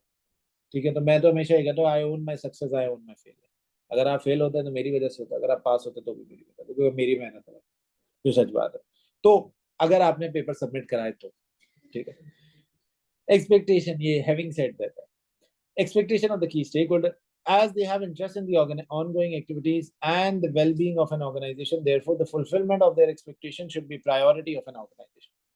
देखें, हर स्टेक होल्डर की जो एक्सपेक्टेशन है ना, हम उसको तो पूरा नहीं कर सकते, लेकिन मैक्सिमम लेवल पे जितने स्टेक होल्डर्स की एक्सपेक्टेशन को हम पूरा कर सकते हैं, अगर हम उनको रेलिवेंटली पूरा कर रहे हैं ना, तो आपका बिजनेस बुरा नहीं, आपका बिजनेस प्रॉफिटेबल हो जाए है। अगर नहीं भी है ना प्रॉफिटेबल, तो आ जाएगा, बिकॉज आप अपने मेजर स्टेक होल्डर्स की एक्सपेक्टेशन को पूरा करें, मोर स्पेसिफिकली आप अपने कस्टमर्स की एक्सपेक्टेशन को पूरा करें। फिर techniques include Porter 5 force model, PESTEL model, SWOT analysis, Porter value chain model and stakeholder mapping model. अब ये स्टेक होल्डर मैपिंग मॉडल क्या होता है? इसको हम मेंडलो मैट्रिक्स मॉडल भी कहते हैं। मैपिंग मॉडल का मतलब होता है you tend to identify the need of the stakeholders, जो कि हम आगे जाके बात करेंगे, based on the power of the each stakeholder and the interest that each stakeholders hold. क्या कहता है बेटा? Strategic choices. Strategic choices involve identifying the best strategy for an organization. When devising a plan on a strategic activity to be implemented, the following three elements should be considered. Generate all possible options to reach at the mission. Okay, if you are about to invest in a strategy, तो आपके पास अगर दो proposal है ना, तो आप ये नहीं कह सकते कि यार मैं प्रपोजल ए को ऑप्ट करूंगा क्योंकि मुझे प्रपोजल ए ज्यादा अच्छा लगता है। आप सारे पॉसिबल ऑप्शंस को इवैल्यूएट करोगे, फाइनेंशियली भी, नॉन फाइनेंशियली भी। जैसे कल मैंने आपको एक मिसाल दी थी कि प्रोडक्ट ए, बी और सी में से प्रोडक्ट सी के लॉस आ रहा है, बताओ क्या करें? आप में से किसी ने कहा बंद कर दे। बंद करना सोल्यूशन नहीं है। क्यों? अगर उसकी फिक्स कॉस्ट इतनी हो कि वो मेरी प्रोडक्ट ए का रेवेन्यू खा जाए, बी का रेवेन्यू खा जाए, या मुझे अभी के 10 रुपए के लॉस के मुकाबले में वो 12 रुपए का नुकसान देने लग जाए because of its fix cost, तो I might be at a compromising situation as compare to the previous situation in which I was actually running the product C. फिर तो आपने सारे ऑप्शन जनरेट करना है। मैंने अपने आप को एनालाइज कर लिया, एनवायरमेंटली, इकोनॉमिकली, मैंने अपने आप को एनालाइज कर लिया पेस्टल का यूज करके, मैंने अपने आप को एनालाइज कर लिया पोर्टरफाइव। अभी हमने ये पढ़े नहीं, अभी मैं सिर्फ मैप खोल रहा हूँ। अभी हमने पेस्टल नहीं पढ़ा, पढ़ेंगे। अभी हमने पोर्टरफाइव फोर्स नहीं पढ़ा, पढ़ेंगे। अभी मैं आपको बता रहा हूँ, अगर मैंने अपने आप को एनालाइज कर लिया मॉडल्स का इस्तेमाल करते, तो अब मैं सारे स्ट्रेटेजिक चॉइसेस अपने सामने रख, मेरा मकसद है कमर्शियल मार्केट में कमाना। मेरा मकसद है कमर्शियल मार्केट में कमाना। मैं कमर्शियल मार्केट में कमाने की इस पेस्टल को, इस पोर्टरफाइव फोर्सेस को, इस वैल्यू चेन को, इस मेंडलो मैट्रिक्स मॉडल को सामने रखते हुए क्या पॉसिबल ऑप्शन जनरेट कर सकता हूँ? क्या मैं इंस्टीट्यूट बनाऊंगा तो मुझे पॉलिटिकल सपोर्ट मिलेगी, हाँ या ना? या मैं स्टील कंपनी बनाऊंगा तो मुझे पॉलिटिकल सपोर्ट मिलेगी, हाँ या ना? या मैं इसी पैसे से अगर फूड चेन खोलता हूँ मुझे पॉलिटिकल सपोर्ट मिलेगी, हाँ या ना? तो मैं तमाम फैक्टर्स सामने रखूंगा, क्योंकि मेरा एम, मेरा मिशन है कि मैं 100 करोड़ की इन्वेस्टमेंट को अगले 5 साल में 500 करोड़ की इन्वेस्टमेंट तक लेके जाऊं। तो इस मिशन को पूरा करने के लिए ये स्ट्रेटेजिक ऑप्शन है। सो आप सारे स्ट्रेटेजिक ऑप्शंस को पहले जॉट डाउन करोगे, फिर एनालाइज करोगे pros and cons of each option. भाई मैं इंस्टीट्यूट बनाता हूँ, मार्केट कंपटीशन हाई है, लेकिन नंबर ऑफ स्टूडेंट्स बहुत ज्यादा है, ठीक है ना? मैं आपको बताऊं, प्री कोविड ना, मैं ये इमेजिन करता था कि यार एक टाइम ऐसा आएगा कि जब क्लास के अंदर बच्चे पूरे हो जाएंगे, बट पूरी क्लास की स्ट्रेंथ, यानी एक लिमिटिंग फैक्टर आ जाएगा। और फिर मेरे पास तो, मैं क्योंकि कॉर्पोरेट में भी काम करता हूँ, तो मेरे पास तो टाइम नहीं होगा। तो अब जब मेरे पास टाइम नहीं होगा तो मुझे इंस्टीट्यूट फोर्स करेगा कि भाई एसबीएल का एक और टीचर भी लेके आते हैं क्योंकि बच्चों की तादाद और आ गई है। तो फिर मेरा तो कंपटीशन इंटरनली जनरेट होगा। फिर आ गया कोविड, फिर ऑनलाइन हुआ, फिर अल्लाह ताला ने कहा लो जी मुबारक हो। अब ये देखे ना, अगर इस क्लास में मैं इतनी स्ट्रेंथ और बिठा दूं 20 की, तो ये इस क्लास के अंदर बैठने के काबिल नहीं होगा, बिकॉज हमारी सीट फुलफिल हो जाएगी, फिर हमें एक और बैच बनाना पड़ेगा, मेरे पास टाइम नहीं होगा। तो अल्लाह ताला ने कहा देखो मैं तुम्हें एक, वो कहते हैं ना, एक तेरी चाहत है एक मेरी चाहत है, और होगा वही जो मेरी चाहत है।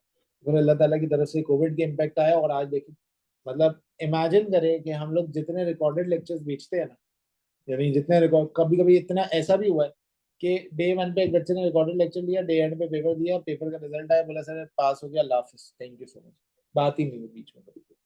ठीक है, इस तरह के भी लेक्चर्स हमारे बिखरे होते हैं, मतलब इस तरह का ऑप्शन भी होता है। और मैं उनसे पूछता हूँ कि भाई आपने पढ़ा किससे था, तो कहता है आपसे। एक दो दफा तो मेरे साथ ऐसा भी हुआ कि मेरे पास एक बच्चे का मैसेज आया, सर मुझे आपसे प्रोफेशनल गाइडेंस चाहिए, मैं इसी से क्वालिफाइड हूँ। तो मैं बोलता हूँ, मैं पहला सवाल पूछता एसबीएल कहाँ से पढ़ा? तो बोलते हैं आपसे पढ़ा। मैं कहता अच्छा, हैरत की बात है, मैंने आज तक आपका कोई मैसेज, कोई बात नहीं हुई, क्योंकि रिकॉर्डेड लेक्चर है। स्ट्रीम बहुत डिफरेंट हो गई ना, अब हमारी मार्केट बहुत डिफरेंट हो गई, अब हमारी लिमिटेशन खत्म हो गई। अब देखो ना, अगर तुम इसको देखो तो इकोनॉमिकली भी, सोशली भी, टेक्नोलॉजिकली भी, पॉलिटिकली भी, और प्रॉफिटेबिलिटी के हिसाब से भी हम पूरी दुनिया में टैप इन करने लगे। यार टीचर इमेजिन कर सकता था कि कराची की बाहर की मार्केट में पढ़ाएगा? यानी मैं तो नहीं करता, मैंने तो नहीं पढ़ा। मैंने तो कभी अपनी लाइफ में, जब मैं डीएसए में पढ़ता था, तो हमारे पास तो एक टीचर होते थे जो हमें आगे पढ़ाते थे, और अगर आपने वो क्लास मिस कर दी तो आपको बाद में अपने दोस्त से पढ़ना पड़ता, क्योंकि वो टीचर आपके हाथ नहीं आएगा, क्योंकि उसको भी पता है कि मेरी सिर्फ यही माँ। अब कितनी बड़ी, कितनी डाइवर्सिफाइड मार्केट हो गई। अब टीचर टीचर भी है, टिकटॉकर भी है, सब कुछ है, वो मतलब हर चीज उसमें होनी चाहिए। तो यस, तो क्या कहते हैं बेटा, expectation of the stakeholders, strategic choices, हमने प्रोज एंड कॉन्स रख लिए, फिर उसके बाद select the strategy that best suits. अब आप इसमें से एवेल्युएट करोगे, फिल्ट्रेशन करोगे और आप अपनी बेस्ट स्ट्रैटेजी को निकालोगे, उसको अप्लाई करोगे। वो कहते हैं ना, think 1000 time before taking the decision, ये 1000 टाइम के एरिया चल रहा था। Once the decision is taken, now stick to it. अब आप इसके ऊपर बहुत स्ट्रिक्टली इस डिसीजन को फॉलो। मैंने डिसाइड कर लिया स्टील की कंपनी, बस डन हो गया। 100 करोड़ स्टील की कंपनी, सारे प्रोज कॉन्स देख लिए, सारी इंडस्ट्रीज को देख लिया, सारे ऑप्शंस को इवैल्यूएट कर लिया, लगाओ बस। So see strategy selection criteria in the next heading. फिर स्ट्रैटेजी इनटू एक्शन। अब आपने स्ट्रैटेजी अप्लाई कर दी है। Following 3 elements should be considered when planned strategies are being implemented. Number 1, implement the selected strategy, लगा दो स्ट्रैटेजी को। Monitor the result. अब आपने ना स्ट्रैटेजी का रिजल्ट लगा। मैं आपको एक मिसाल दूं, मैं कंपनी में काम करता, हम लोगों ने ना इंट्रोड्यूस किया था कि जो भी हमसे एक डिजायर्ड अमाउंट ऑफ मटेरियल, मतलब desired amount of finish good खरीदेगा ना, तो हम उसको एक इवैल्यूएशन रिपोर्ट देंगे कि आपकी जो प्रोडक्ट है, मैं स्टील की बात कर रहा हूँ, आपकी जो प्रोडक्ट है वो कितनी स्ट्रेंथ रखती है, और ये इवैल्यूएशन रिपोर्ट हम आपको देंगे। ये हमने as an auditor, as a leader, मैं कंपनी में मैंने इंट्रोड्यूस किया कि भाई आप स्टील हमसे खरीदें। 3 टन का स्टील कम से कम खरीदने की रिक्वायरमेंट थी। 3 टन का स्टील आप हमसे खरीदें, मैं आपको एक इवैल्यूएशन रिपोर्ट, उस इवैल्यूएशन रिपोर्ट में लिखा होगा कि जलजला आ जाएगा तो आप बच जाओगे, कितने परसेंट चांसेस हैं, और कितना स्ट्रेंथ है स्टील की, और कब आपका मतलब इसकी लाइफ कितनी होगी। अब आप मुझे बताओ, इस इवैल्यूएशन रिपोर्ट को अगर आपको दिया जाए, आप खुश होगे? आप क्या होगा, यार अच्छी कंपनी। आप यकीन माने, रुपए की सेल नहीं बढ़ी है, रुपए की सेल नहीं बढ़ी, बल्कि इसके इसके आउट ऑफ कंपटीशन पता है क्या हुआ? एक और कंपनी थी जिसने कहा कि अगर आप हमसे 3 टन का स्टील खरीदते हैं ना, तो हम आपको 50 का केक देंगे। 50 बेकरी है क्या, उसका केक देंगे। लिटरली उस पर सेल बढ़ी। बाकायदा जो इन्वेस्टर्स थे ना, वो कहते थे यार मेरे 6 टन हो गए, तो अब एक केक उधर भिजवा दो, एक केक इधर भिजवा दो, या 8 टन हो गए या 12 टन हो गए, इस तरह वो चलाते थे। बाकायदा ये होते थे, सेल्समैन का फोन होते थे, भाई ये 6 केक हो गए मेरे, तो वो मल्टीप्लाई कर लेता, 6 केक मल्टीप्लाई बाय 3 टन, अच्छा इसकी इतने की सेल हो। और हम जो स्टील की रिपोर्ट देते थे ना, मैंने एक मरतबा अपनी टीम को भेजा, मैंने कहा यार इतनी अच्छी रिपोर्ट बनाते हैं, हमारे पूरा रिसर्च डिपार्टमेंट बैठा है, वो स्टील का एक टुकड़ा काटता था, रिसर्च डिपार्टमेंट में बेचते थे, उसके 5 दिन में रिपोर्ट आती थी, कस्टमर को बाय कोरियर बेचते थे। हम एक्सपेक्ट करते थे कस्टमर फोन पे हमें बातें बोलेगा कि बहुत अच्छे लोग हो, मेरे बच्चों की जिंदगी बच जाएगी इस तरह, कितने अच्छे लोग। आज तक किसी कस्टमर की कॉल नहीं। इनफैक्ट हमने एक टीम को भेजा, तो टीम ने मुझे लिख के दिया है कि एक रिपोर्ट हमने गटर में फेंके हुए देखी, यानी किसी कोरियर ने ला के दिया और उसने बाहर फेंक दिया, बोला मैं क्या करूँ। आप इमेजिन, लोगों का परसेप्शन है। भाई आप खुद सोचो, आप टीएसए में आने से पहले कभी पूछते हो कि भाईजान इसमें स्टील कौन सा यूज है, खुदा ना खास्ता जलजला आया मैं बचूंगा नहीं बचूंगा? पूछा आज तक आपने? आप घर, आपको अपने घर में स्टील पता है कौन सा लगा? अगर आपने कंस्ट्रक्ट किया होगा तो शायद पता भी है, लेकिन अगर आपने बना बनाया लिया है तो आपने कभी उसे जिंदगी में नहीं पूछा होगा कि यार इसमें स्टील कौन सा लगा और मैं बचूंगा नहीं बचूंगा जलजला आया। तो आप इमेजिन करें ना कि देखें, ये एक ऐसा पर्सपेक्टिव है जो कि होना चाहिए, लेकिन एक ऐसी स्ट्रैटेजी है जिसको मैं फेल्ड स्ट्रैटेजी के तौर पे आपके सामने प्रेजेंट कर रहा हूँ। ये स्ट्रैटेजी हमने लगाई and it was a complete failure. We used to invest, हमारी रिसर्च लैब बनी, हमने उसमें इक्विपमेंट्स खरीदी, वो इक्विपमेंट जलजला चेक करती थी, उसमें कितना रेक्टर स्केल को वो जो है ना उसका इम्पैक्ट आ सकता है। अच्छा, यही चीज मैंने कहाँ से ऑप्ट की थी पता है? जापान और चाइना से। वहां रोज के जलजले, वहां बाकायदा बिल्डिंग इतनी फ्लेक्सिबल होती है कि यूं करके वापस आ जाती है। हमारे यहाँ आता ही नहीं है, तो कभी किसी ने सोचा ही नहीं। मतलब वो कहते हैं ना, जब तक क्यामत नहीं आएगी पता ही नहीं चलेगा कि क्यामत आनी है।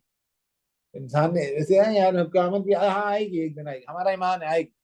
गुनाह कर रहे जब तक क्यामत का सही तरह पता नहीं चलता, अचानक आता ना और फला निशानी पूरी हो गई, तो हाँ यार अब डर लग रहा है यार, अब तो सीन ऑफ हो रहा है, अब यहाँ पे फंस जाएंगे कहीं। तो यू नो इस चीज को मैं फेल्ड स्ट्रैटेजी कह रहा हूँ। हमने इसमें लाखों की इन्वेस्टमेंट करी और it was a failed strategy. तो याद रखना बेटा, you need to monitor the result. अच्छा, हमने मॉनिटर किया रिजल्ट, आप यकीन मानो अल्टीमेटली हमने उसका काम पता क्या किया? हमने बंद किया उस काम, और हॉबनॉब का केक इंट्रोड्यूस कर दिया। हर 3 मिलियन पे हम हॉबनॉब का केक देते आज। ठीक है, हर 3 टन के माल पे आपको हॉबनॉब का केक मिलता। या आपको वो, अगर आपके साथ कोई बच्चे बच्चे तो आप बैग वगैरह ले सकते हो, कुछ गुडी आपको ऑप्शन दे देते हैं, आप देख लें क्या आपके लिए बेहतर है। Amend the strategy the desired desire, amend कर दी स्ट्रैटेजी, अमेंड कर दी। मुझे लगता है कंसंट्रेशन ही नहीं है ना उस तरफ से, वो चीज लेना ही नहीं चाहते, so strategy is going to fail. अच्छा, ये जब हम इंट्रोड्यूस कर रहे थे तो हमारे पास बोर्ड ऑफ डायरेक्टर्स की हजारों मीटिंग्स होती थी, हम लोग बोर्ड ऑफ डायरेक्टर्स के साथ 50 मरतबा इसको इम्प्लीमेंट कराने की कोशिश करते थे, हजारों चीजें हम डिस्कस करते थे, और बोर्ड ऑफ डायरेक्टर बड़े बड़े ऑप्टिमिस्टिक थे कि जिस दिन ये रिपोर्ट आएगी ना मार्केट में तहलका मच जाएगा। अच्छा, उसमें अब दो बातें और ये भी थी कि यार जो कॉन्ट्रैक्टर होता है ना उसने वहां रहना नहीं होता, और जिसने रहना होता है उसने बनाना नहीं होता, क्योंकि दो अलग अलग पार्टीज हैं। तो दो अलग अलग पार्टीज इमेजिन नहीं कर सकती कि यार इसके रहने से, मतलब एक पार्टी कहती है मुझे सस्ते में दे दो, भले गिरा दो सारा।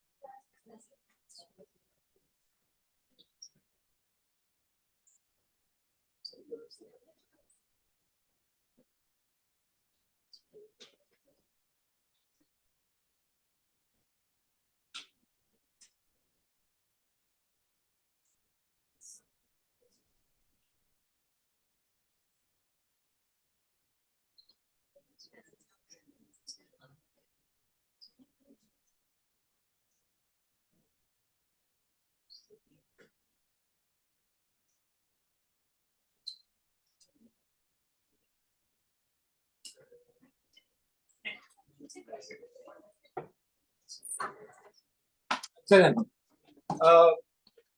अच्छा कल हम लोग 3:30 बजे करेंगे, ठीक है, 3:30 to 5:30 इंशाल्लाह। अच्छा, I meant the strategies if the desired result is not achieve. फिर एक्सटर्नल एनवायरनमेंट, एक्सटर्नल एनवायरनमेंट में मैंने आपसे कहा था macro level company country level होता है, micro level immediate industry level हो सकता है, एंड देन कंपनी लेवल पे आपको मैंने बताया स्ट्रेंथ और वीकनेस हो सकती है। सो general macro level environment pertains to the entity's country. Immediate micro level environment pertains to the industry in which we operate. In order to devise strategy, it is highly important that reasonable predictions are made.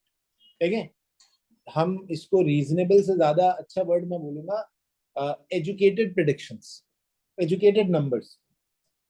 Educated numbers जब हम निकालते हैं तो that basically means कि आपकी जो policies, आपकी जो स्ट्रेटजीज होगी ना वो बड़ी वेल इनकॉर्पोरेटेड होगी।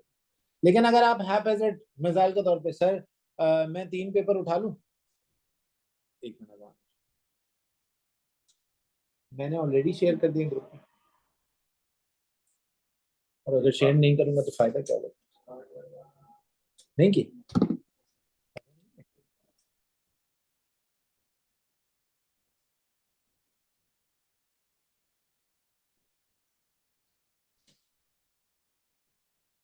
सॉरी यार मैं भूल गया, अभी कर दे।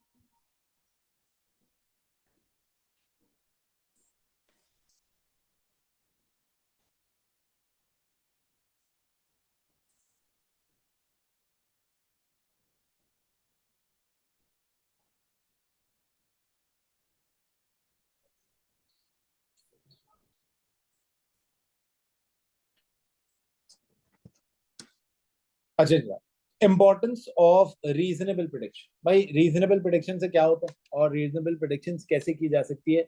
देखिए, मैंने आपको अभी जो स्टॉक वैल्यूएशन का मॉडल बताया, जिसमें मैंने आपसे कहा कि इंट्रिंसिक वैल्यूएशन होती है, एक मार्केट वैल्यूएशन होती है।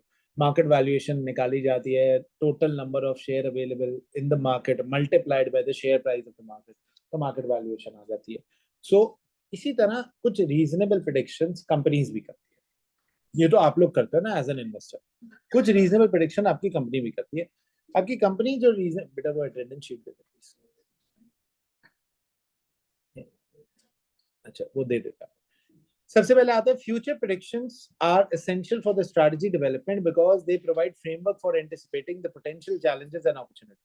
The foresight help in aligning the resources effectively, making informed decision and maintaining a competitive edge in a rapidly changing environment. देखें, इशू ये है आज के जमाने में स्ट्रैटेजी बनाना is very easy as compare to strategy को फ्लेक्सिबल बनाना. What do you mean by flexible बनाना? यानी I should incorporate something in my strategy that if the trend changes, अगर ट्रेंड दुनिया में चेंज होता है तो मेरी वो स्ट्रैटेजी भी उसके अकॉर्डिंगली चेंज होगी. बिकॉज अगर ट्रेंड सेम रहेगा तो मेरी स्ट्रैटेजी सेम रहेगी, अगर मेरे ट्रेंड चेंज हो रहा है तो मेरी स्ट्रैटेजी का चेंज होना भी जरूरी है. सो trend analysis. Now what's a trend analysis? कहता है forecasting is a process of estimating the future trend, events or condition based on historic data. ठीक है, सबसे पहला काम हम क्या करते हैं? फोरकास्टिंग करते हैं. फोरकास्टिंग क्या होती है? हमने कंपनी के डिमांड को फोरकास्ट कर सकते हैं, हम कंपनी की सप्लाई को फोरकास्ट कर सकते हैं डिपेंडिंग अपॉन द रिसोर्सेज, हम कंपनी की ओवरऑल मार्केट कंडीशंस को फोरकास्ट कर सकते हैं. दीज आर थ्री एरिया जिसको सबसे ज्यादा फोकस किया जाता है. Current information and analytical method, it involve predicting future outcome to gain decision making and strategic planning. हम कुछ future outcomes के बारे में बात करते हैं.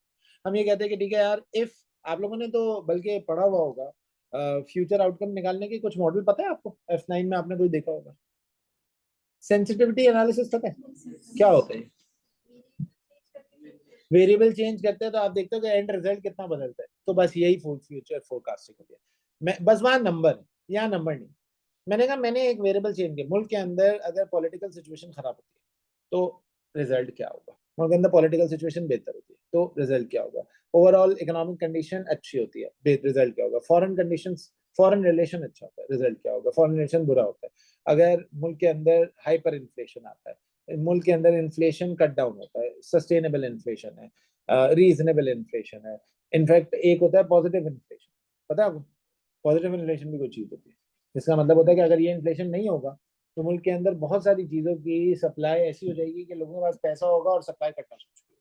सो दैट्स पॉजिटिव इन्फ्लेशन. देन आप सिनेरियो प्लानिंग करें. सिनेरियो प्लानिंग आपने डिसीजन ट्री में देखा होगा. मैं हर चीज को ना आपके पुरानी एक एरिया से कनेक्ट करता ताकि आपको मेरी बात प्रैक्टिकली थोड़ा सा और बेहतर लगे. सिनेरियो प्लानिंग क्या होता है कि अगर मैं लेट सपोज एक इन्वेस्टमेंट करने जा रहा हूँ एक कंपनी के अंदर और मैं एक कुछ प्रोडक्ट बनाने जा रहा हूँ और जो मेरी इन्वेस्टमेंट है या मेरी जो कॉस्ट है दैट इज 100 million. तो मुझे ये डिसीजन ट्री ये कहता है कि 30% चांस है कि अगर आप पैसे लगाते हो 100 million के तो आपको जो है वो 200 million का रिटर्न मिले. ये ऐसे ही पढ़ते हो ना डिसीजन ट्री आप? नहीं याद नहीं आ रहा. अगर मेरे हिसाब से 50% चांस है कि आपको 150 million का रिटर्न आएगा एंड 20% चांसेस हैं कि आपका जो रिटर्न है वो 80 million का हो. तो आप एक एक्सपेक्टेड वैल्यू निकालते हो इससे. ठीक है, जिसको यहाँ रखा करते थे. कैसे निकलती है भाई? 60 मल्टीप्लाई कर देते ना. ठीक है, और फिर उसके बाद 50 ऑफ 150 कितना होता है? 75 एंड 16. अगर इसका टोटल करो तो जो भी वैल्यू आती है वो इधर आ जाए. तो अगर ये एक्सपेक्टेड वैल्यू आपकी कॉस्ट से ज्यादा होती है तो आप कहते हो कि ये सिनेरियो पॉजिटिव है and I am going to invest in this specific thing. तो क्या कहता है? This method involves creating and analysing the different future scenarios to prepare for various possible outcome. These are the various possible outcome. क्या अगर 30% chances है historic trend को देखते हुए कि 200 million कमाऊंगा, 50% चांसेस है कि 150 million कमाऊंगा, 20% चांसेस है कि 80 मिलियन कमाऊंगा, 100 मिलियन लगाऊंगा। तो अगर एक्सपेक्टेड वैल्यू देखेंगे तो मेरी एक्सपेक्टेड वैल्यू मेरी कॉस्ट से ज्यादा आ रही है, तो इसका मतलब है कि मेरी वर्स्ट केस सिनेरियोज में भी अगर पुरानी चीजों को देखते हुए अगर मैं इन्वेस्ट करता हूँ, पुराने नंबर्स को देखते हुए, पुराने डाटा को देखते हुए अगर मैं इन्वेस्ट करता हूँ, and something and everything remain same, there is no anomaly, there is no goodwill deterioration, और पुराने जैसे हालात अभी भी रहे, तो मैं इतना कमाने की बेयर मिनिमम पॉसिबिलिटी तो रखता ही रखता। फिर कहते हैं these are essential for strategic decision, as it is often said that we should think out of the box, but what is basically mean is that we should have such a mindset where ideas of future possible outcomes of event which have not yet occurred are encouraged and are implemented as well. Multiple scenarios are built in conditions of high uncertainty so that all possible outcomes are reviewed. अच्छा, इसकी ना मैं बड़ी practical आपको एक मिसाल देता हूँ। आप लोग सब एवरेज निकालते हो, आप लोग सब एवरेज मिलेगा। आपको पता है वेटेड एवरेज कब निकलता है? कब निकलता है? जब ऑप्शन होते हैं या जब फ्लक्चुएशन बहुत ज्यादा हो। पेट्रोल की प्राइस अगर आप मुझसे पूछोगे ना कि सर बिलाल पेट्रोल की प्राइस बताएं पिछले एक साल में एवरेज कितनी है, तो मैं अगर आपको सिंपल एवरेज निकाल के दिखा दूंगा ना, तो मेरे से बड़ा बेवकूफ कोई नहीं होगा। क्योंकि पेट्रोल की प्राइसेस में इतनी फ्लक्चुएशन होती है, इतनी फ्लक्चुएशन होती है, इतनी फ्लक्चुएशन होती है कि अगर आप वेटेड एवरेज नहीं निकालेंगे तो आप real depiction of the number नहीं कर सकते। तो मेरा बच्चा यहां पर भी याद रखना, जब आपके पास सिनेरियो ज्यादा होते हैं ऑफ इन्वेस्टमेंट, जब आपके पास ऑप्शंस ज्यादा होते हैं, तो आप मल्टीपल कंडीशंस निकालते हो। अभी तो मैंने सिर्फ एक परसेंटेज को मल्टीप्लाई कर दिया एक एक्सपेक्टेड आउटकम्स। हो सकता है उसमें आप एक और चीज को इनकॉर्पोरेट करें। इस परसेंटेज को निकालने, इस परसेंटेज को जो 30% है, ये तो अभी मैंने अपनी तरफ से लिख दी ना। इस परसेंटेज के अंदर क्या इकोनॉमिक कंडीशन इनकॉर्पोरेट हुई है, इस परसेंटेज के अंदर क्या पुरानी चीज को इन्फ्लेट किया है, जो पुरानी परसेंटेज है उसको इन्फ्लेट किया है, क्या पुराने साल की इन्फ्लेशन को इससे कनेक्ट किया है, इससे इससे सिंक्रोनाइज किया है, क्या गवर्नमेंट की तरफ से कोई ग्रांट, कोई टैक्स रिलीफ को इसमें ऐड ऑन किया है। हर चीज का कंक्लूजन का निचोड़ डाल के ये परसेंटेज होनी चाहिए। और इसको निकालने का काम आपका नहीं होता, एक्चुरियल साइंसेस वालों का, एक्चुरीज का होता है, जो इस परसेंटेजेस को कैलकुलेट करके हमें निकाल के देते हैं। सो we are going to build multiple scenarios on a specific strategy that we are implementing. मैंने स्ट्रैटेजी लगानी, मैं सिनेरियोस बना रहा हूँ, मैंने स्ट्रैटेजी को पहले भी कभी लगाया था, उसके नंबर्स ही आए थे, उस नंबर्स को एक्सट्रापोलेट करके मैं इस नंबर्स के अंदर एक फोरकास्टेड वैल्यू निकाल।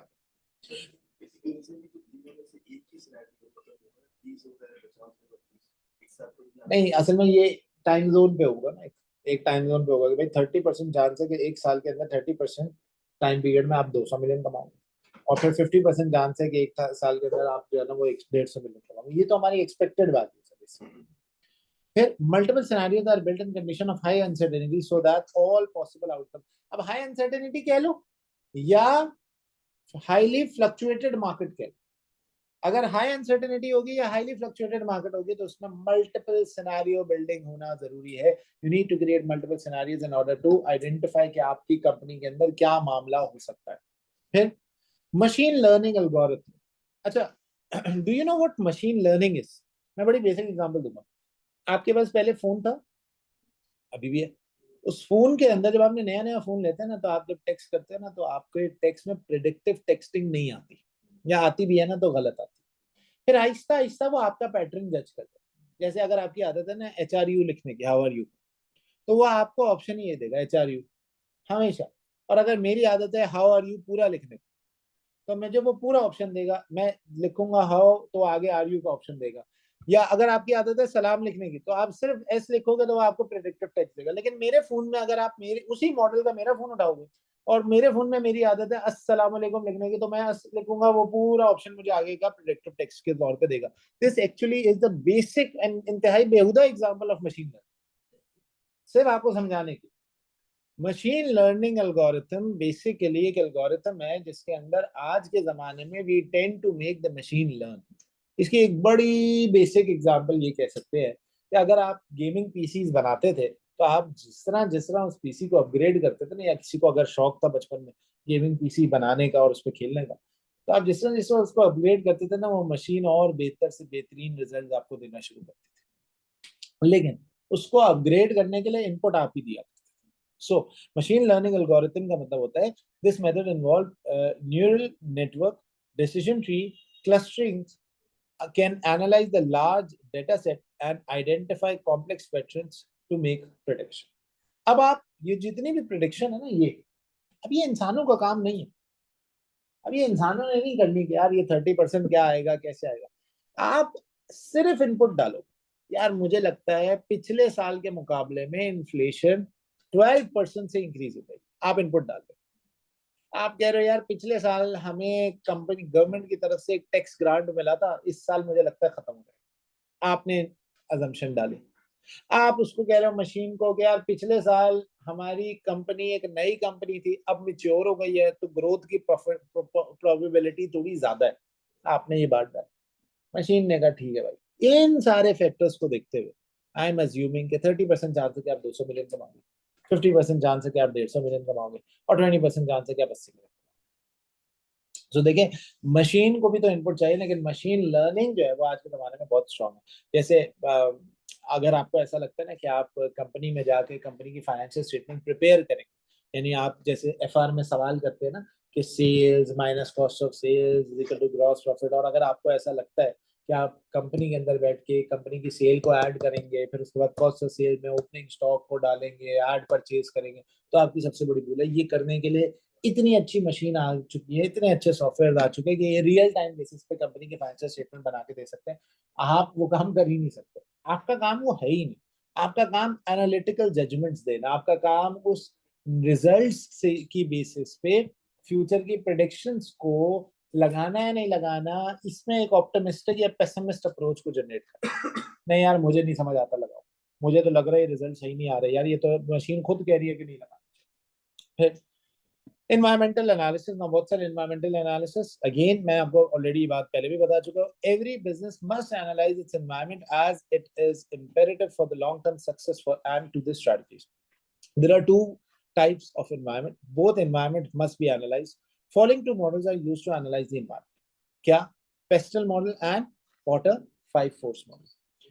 अच्छा, purpose of strategic analysis. Sir मैंने ये सारा स्ट्रेटेजिक एनालिसिस किया क्यों? क्यों मैंने पेस्टल लगाया? क्यों मैंने पॉटर 5 फोर्स लगाया? क्यों मैं सॉर्ट पे इतनी बातें कर रहा हूँ? क्यों मैं इन तमाम मॉडल्स को इनकॉर्पोरेट करने में इतना ज्यादा सीरियस लेवल पे इसको देख रहा हूँ? तो भाई इसका बड़ा सिंपल सा जवाब है, the main purpose of strategic analysis is to assess a company's internal strength and weakness and external opportunities and threats. देखिए अगेन वही बात, फिर से वही बात कह रहे हैं, कंपनी की स्ट्रेंथ एंड वीकनेस हमेशा इंटरनल होती है और कंपनी की अपॉर्चुनिटीज एंड थ्रेट हमेशा एक्सटर्नल होती है।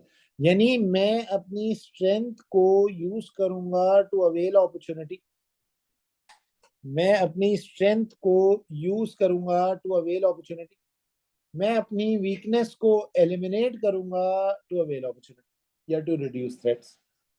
फिर strategic action tries to find answer to 3 key question. अब तुमने स्ट्रेटेजिक एनालिसिस कर लिया, तुमने स्ट्रेटजी इंप्लीमेंट कर ली, तुमने नंबर्स प्रिडिक्ट कर लिए, तुमने सारे काम कर लिए। अब ये तुम्हें 3 सवाल का जवाब दे दे। क्या? Where is the business now? तुम्हारा बिजनेस अभी कहाँ स्टार्ट कर? फिर how might the business be affected by what is happening और लाइकली टू हैपन? अगर आप इनपुट्स चेंज करोगे बिजनेस के, पॉलिटिकल सिचुएशन चेंज कर दो, इकोनॉमिक सिचुएशन चेंज कर दो, ह्यूमन रिसोर्सेज चेंज कर दो, टेक्नोलॉजिकल फैक्टर्स चेंज कर दो। मैं आपको इसकी एक मिसाल देता हूँ। हमारे पास तकरीबन 180 से 200 लेबर फोर्सेस काम करती है। पहले तो जब हमारी मैनुअल मशीन हुआ करती थी तो 2000 लेबर, अब ऑटोमेशन की तरफ चले गए तो तकरीबन 200 या 250 होंगे मैक्सिमम, इतनी लेबर फोर्स काम कर रही है। ये मैं बात कर रहा हूँ अनस्किल्ड की। अच्छा, अभी आपको याद है बीच में ना दुबई में एक बड़ा क्रक्स आया था कि पूरा पाकिस्तान के सारा लेबर उठ के ना वहां जाने लगा। अचानक से क्या हुआ कि टैक्सी वाला भी जा रहा है, मतलब पढ़े लिखे लोगों को जाने की इजाजत नहीं थी, बहुत कम अपॉर्चुनिटी थी, और जो ये लोअर लेवल स्टाफ होता है ना, ये सब उठ के जा रहा है। इतना स्ट्रॉन्ग इम्पैक्ट आ गया था कि लेबर आके कहता था कि यार हमें 4000 रियाल की वहां पे सिर्फ 4000 दरम की जो है ना वो टैक्सी चलाने की जॉब मिल गई। 4000 दरम लाइक 3,20,000, 3,30,000 टैक्सी ड्राइवर की जॉब मिली, हम जाते नहीं करना था। कौन ये 50,000 की जॉब की? सब उठ के जाने लगे। जब इनपुट चेंज हुआ ना, आप यकीन मानो हमारी ओवरऑल कॉस्ट चेंज हो गई। क्यों? क्योंकि हमें जो महंगा लेबर अब हायर करना पड़ा, और फिर जब कॉस्ट चेंज हो गई तो ऑटोमेटिकली हमारी सप्लाई पे कट डाउन आने लगा, क्योंकि अब जो हम लोग, अब एक बड़ा चंक उठ के गया ना, तो एक बड़ा चंक उठ के गया तो जो दूसरा आया उसका मल्टीप्लायर इफेक्ट नहीं आ रहा था। यानी वो सीखे सिखाए नहीं थे, उनको सिखाना पड़ रहा था शुरू से। बड़ा चंक उठ के वहां चला गया, बाकी के जो रिमेनिंग लोग थे उनको हम रोकने की कोशिश में लगे हुए थे, and it was a very bad failure. ये मैं बात कर रहा हूँ आज से 3 साल 4 साल पहले। रिसेंटली ना दुबई ने सारे लोगों को डिपोर्ट कर दिया। अब यकीन मानो वो हालात है कि हमें लेबर इतना सस्ता पड़ जाता है कि हमारी कॉस्ट उसकी वजह से बहुत रिड्यूस है। अब आप इनह्यूमन नहीं सोचना कि यार सर ये फायदा उठा रहे हैं आप, तो ठीक है उठा रहे हैं, लेकिन अब उठा रहे तो उठा रहे, और इसमें मेरा कोई कंट्रीब्यूशन नहीं है, ज़ाहिर है इसमें कंपनी के डायरेक्टर्स का फैसला होता है। सो what changes are likely to happen and how these changes are going to affect the company, and how could the business respond to these likely changes। अच्छा, अब बिजनेस कैसे रिस्पॉन्ड करेगा? देखिए बिजनेस के पास ऑप्शन होते हैं। मैंने आपको जैसे लेबर अनरेस्ट की बात बताई, तो how will the business respond to the changes that are going to occur in the near future. इन रिस्पॉन्सेस को, इन चेंजेस को भी हम वो करते हैं। अच्छा, हम 15 मिनट और ले सकते हैं? कोई इशू तो नहीं? मतलब किसी को दूर तो नहीं जाना? दूर जाना, रास्ते में इफ्तारी बढ़ती है, खैर है। चले थोड़ा सा और कर लो, 5-10 मिनट और ले। अच्छा, तो पहला हमारे पास जो मॉडल आ रहा है ना, दैट इज पेस्ट मॉडल या पेस्टल मॉडल। मैं फिर ये बात रिपीट कर रहा हूँ, पेपर के अंदर वो सिनेरियो देगा, सिनेरियो से रिलेटेड वो एक क्वेश्चन देगा, और क्वेश्चन में वो ये कहेगा analyse the macro level environment using an appropriate model.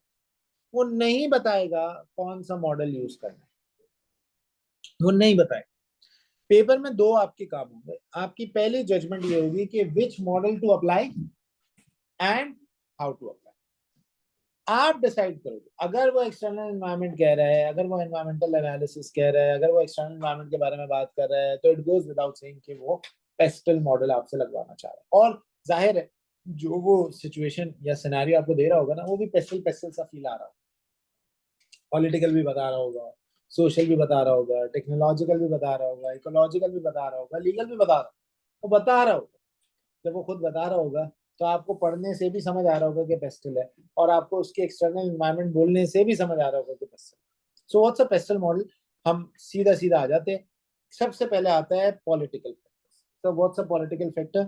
The political factors involve analyzing the government policies, political stability, tax policies, trade tariff, regulations that can affect the business. देखें, there are many factors जो कि business के अंदर impact करते हैं, political factors जो कि business के अंदर इफेक्ट कर सकते हैं। जाहिर है पॉलिटिकल हिकअप्स जो होते हैं वो बिजनेस को मेक और ब्रेक करते हैं। कहता है आपसे गवर्नमेंट की पॉलिसीज का नया आना। गवर्नमेंट, अभी हमारे पास ना गवर्नमेंट ने एक पॉलिसी निकाली थी बीच में, minimum weight levy act. Minimum weight levy act, ये एक मिनिमम वेट लेवी एक्ट था कि इतने वेट से ज्यादा एक ट्रक लेके नहीं जा सकता। अच्छा, अब जाहिर है हमारी चीज ऐसी है कि जो वेट बड़ा वजनी होते हैं, तो अब उसको लेके जाने के लिए ट्रक्स की तादाद ज्यादा है। तो अब अल्टीमेटली हमारे साथ उसका इम्पैक्ट ये आया कि हमारी ट्रांसपोर्टेशन कॉस्ट बढ़ गई।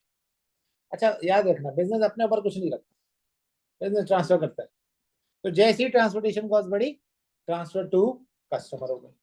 कस्टमर को ट्रांसफर हुई, तो अच्छा एक ऐसी चीज थी जिसपे सिर्फ हमारी कंपनी पे तो नहीं आएगा ना, सब पे ही आया वेट लेवी एक्ट। तो वो वेट लेवी एक्ट सब पे आया, तो कस्टमर के पास ये ऑप्शन भी नहीं था कि भाई तुम महंगे हो गए मैं दूसरे से खरीद लूंगा। कस्टमर ने बोलना शुरू कर दिया, कस्टमर ने कंस्ट्रक्शन प्रोजेक्ट्स रोकना शुरू कर दिए, डिले करने शुरू कर दिया, टाइम लैप्स लेना शुरू कर दिया, महंगा लगने लगा कस्टमर को सारा मामला। कस्टमर को जब भी चीज महंगी लगती है वो टाइम लैप्स लेता है, जो चीज 2 साल में बनानी थी उसको 3 साल में ले जाता है ताकि पैसे रिकवर हो सके, सो मेरे पास सोर्स ऑफ फाइनेंस हो सके। मुल्क में कंस्ट्रक्शन रुकना शुरू हो गया। ओवरऑल दरवाजा खटखटाया गया गवर्नमेंट का कि भाई ये ना करो, हटाओ इस एक्ट को, ये क्या कर रहे हो आप, क्यों इतना ओपनली इस एक्ट को आपने इन्वॉल्व कर दिया। जैसे दरवाजा खटखटाया गवर्नमेंट ने कहा ठीक है भाई, बाकी हमें भी लग रहा है कंस्ट्रक्शन में मसले आ रहे हैं, दूसरे भी इंडस्ट्रीज को इशू आ रहे हैं, लेट्स कट इट डाउन और वेट लेवी एक्ट खत्म कर दिया। सो पॉलिटिकल इम्पैक्ट्स वाकई किसी भी कंपनी के प्रॉफिट्स को छेड़ सकते हैं या प्रॉफिट को तंग कर सकते हैं। चेंजेस इन द गवर्नमेंट और political movement can lead to the new regulations, shift in trade policies और even conflict all of which can have an impact on how the company operates. For example, stricter labor laws or trade restrictions may increase the cost of business. अगर आपके labor laws बहुत strict है, अगर आपकी trade restrictions बहुत ज्यादा है, तो जाहिर सी बात है आपकी जो overall cost है वो बढ़ने लगेगी. फिर economic factor, the economic factor focus on the broader economic conditions such as inflation rates, interest rate, exchange rate and economic growth. देखें economic factor क्या होता है भाई, आपके मुल्क का ओवरऑल इन्फ्लेशन का रेट बढ़ रहा है, 13% थी, 12% थी, 18% थी, 25% थी, 40% लगी. देखिए इन्फ्लेशन का रेट बढ़ेगा तो बाइंग पावर रिड्यूस होगी, बाइंग पावर रिड्यूस होगी तो लोग खरीदना कम कर देंगे, खरीदना कम कर देंगे तो मेरी कंपनी में मेरी प्रोडक्ट. भाई आप खुद सोचो, आपने कभी इमेजिन किया था यार, मैं अपने बचपन से देखता आ रहा हूँ, मैंने हमेशा अपने अब्बा से सबसे यही सुना कि गाड़ी और घर लीज पे मिल सकता है, यानी इंस्टॉलमेंट पे मिल सकता है. मैंने हमें यही सुना. यार मैं अभी रिसेंटली एक जगह से गुजर रहा था, वहाँ सुरमा वाला का एक आउटलेट था, उसमें लिखा था जहेज लीज पर, किस्तों पर, और वो उसने एक पैकेज लगाया हुआ था 24 लाख का, और उस 24 लाख के पैकेज में बेड सेट था, पता नहीं क्या क्या था. उसने लिखा था जहेज किस्तों पर, और उसमें लिखा हुआ था 12 महीने की आसान एक साथ, यानी किस्तों के ऊपर जो है ना वो आप परचेज कर सकते. अच्छा चलो ये तो एक नॉर्मली एक मजाक की बात है कि जहेज किस्तों पर कौन खरीदना चाहेगा, और कोई दामाद जो खरीद ले रहा होगा वो भी बेशर्म और बेगैरत हो वो ले रहा है. बट द फैक्ट इज कि आप देखो आपके इर्द गिर्द बहुत सारी डेली की चीजें अब आपको इंस्टॉलमेंट में अवेलेबल है. जैसे आप दराज में मोबाइल फोन इंस्टॉलमेंट पे परचेज कर सकते हैं, बाइक्स इंस्टॉलमेंट पे आते हैं. तो ये बहुत से उन्होंने स्टोर जो है आप स्लाइड्स खरीदे या कभी मूवीज पे आ रहा होता है कि किस्तों पे कर रहे हैं, किस्तों पे. हाँ उस पे जैसा आप जनरल स्टोर. नहीं ये स्टोर जैसे हर्ष पपीज है, हाँ जूते भी किस्तों पे. जूते किस्तों पे 3,000 के तो उसके 1500 मतलब एक्स्ट्रा अमाउंट. या अल्लाह. ये देखा नहीं तो आप ये खुद सोचे ना, इसका रीजन क्या है. इसका रीजन ये नहीं है कि लोगों को जो है ना ये चीज अट्रैक्ट करेगी, इसका रीजन ये बाइंग पावर नहीं है. भाई मैं बना के बैठ गया, मैं बना के बैठ गया, अब मुझे इसको किस्तों पे चलाना पड़ेगा बिकॉज मेरे पास बाइंग पावर ही नहीं. तो अगर ये वाला इम्पैक्ट आने लगे तो आप खुद सोचो, this is an economic effect and this is an economic issue. So exchange rate, economic growth, these variables can influence the consumer spending, demand for the product and business profitability. For instance, during recession consumer spending tends to decreases, which can lower the demand for luxury goods services, impacting the industries that depends upon discretionary spending. देखें ज्यादातर वो industries पे impact आता है जो necessity नहीं होती. Economic condition का ना ज्यादातर उन एरियाज पे ज्यादा इम्पैक्ट आता है जो बेसिकली ऐसी लग्जरी गुड्स प्रोवाइड करती हैं या सर्विसेज प्रोवाइड करती है जिसके ऊपर इम्पैक्ट आने लगता है. जैसे मुझे याद है कि मेरे बचपन में अब्बा जो है ना वो हर दफा जून जुलाई में हमें कहीं घुमाने ले जाते. फिर एक टाइम ऐसा आया था कि जब मुल्क के हालात काफी खराब हो गए थे, एंड जाहिर है जब मुल्क के हालात खराब हो गए थे और अब्बा ने भी तो अब्बा ने हमें अनाउंस कर दिया कि भाई 2 साल बाद अब घूमने जाएंगे, अब 1 साल बाद नहीं हो सकता. हर घर में ये इम्पैक्ट आने लगता है ये लग्जरियस गुड्स का. अच्छा जब ये इम्पैक्ट आने लगता है तो ये बिजनेसेस के ऊपर भी इम्पैक्ट लेके आता है, और जाहिर है बिजनेसेस का ताल्लुक ही कंज्यूमर स्पेंडिंग से, तो कंज्यूमर स्पेंडिंग को कर्टेल करी जाएगा तो बिजनेस को भी कर्टेल कर. अब बिजनेस को ना दो सिचुएशन, बिजनेस को ये भी समझना है कि कंज्यूमर स्पेंडिंग को बढ़ाया कैसे जाए बाय ऑफरिंग इंस्टॉलमेंट सेल्स, और बिजनेस को ये भी समझना है कि कंज्यूमर को किसी और तरीके से अट्रैक्ट कैसे किया जाए सो दैट हम उस प्रोडक्ट को उस चीज को मार्केट में और वैल्यूएबल तरीके से बेच सकते. So कहता है which can lower the demand for the luxury goods and services impacting industries and this depend upon discretionary spending. Social factors. अच्छा ये social factors क्या होते हैं भाई, आपके societal factors, मतलब बिल्कुल आपके आपका परसेप्शन, आपकी सोसाइटी किस चीज को एक्सेप्ट करती है, ऐसे कौन से नॉर्म्स है जिसको सोसाइटी खरीदते हुए बुरा नहीं मानती. जैसे मैं हमेशा कहता हूँ कि जो रिलीजियस प्रोडक्ट्स तो नहीं कहूंगा मैं, जो रिलीजियस वैल्यूएबल्स होते हैं आप उसमें कॉम्प्रोमाइज नहीं करते. ऐसा होता है ना, जो रिलीजियस वैल्यूएबल्स होता है आप उसमें कॉम्प्रोमाइज नहीं करते. इनफैक्ट आप ईद की अभी शॉपिंग के हिसाब से देखोगे ना तो अक्सर स्टोर्स जो चीज बेच रहे होते हैं ना वो बेचते ही इस पर्सपेक्टिव से कि यार देखिए आप साल में एक मरतबा ईद आती है और जिसमें आप कपड़े खरीदने आ रहे हैं, तो अगर 20,000 का नहीं खरीद रहे तो आप तो यार दिस इज समथिंग रॉन्ग. आपको सोचना चाहिए कि आप अपने घर वालों को, आप अपने लव्ड वंस को 20,000 की चीज नहीं दिला रहे, हालांकि साल में एक मरतबा आती है और ये रिलीजियस है यार. बहुत सारे लोग तो कोट करते हैं रिलीजियस स्टेटमेंट्स के, इसमें अच्छे कपड़े पहनना जरूरी है, अच्छी खुशबू लगाना जरूरी है, यार खुशबू की वैल्यू 25,000 रुपए, ठीक है, कपड़ों की वैल्यू 50,000 रुपए भी कर सकते हैं। So the fact is social factors pertain to cultural trend, demographic, lifestyle changes, education level, population growth. Social trends can significantly impact the consumer behavior, preferences, and demand for the product and services.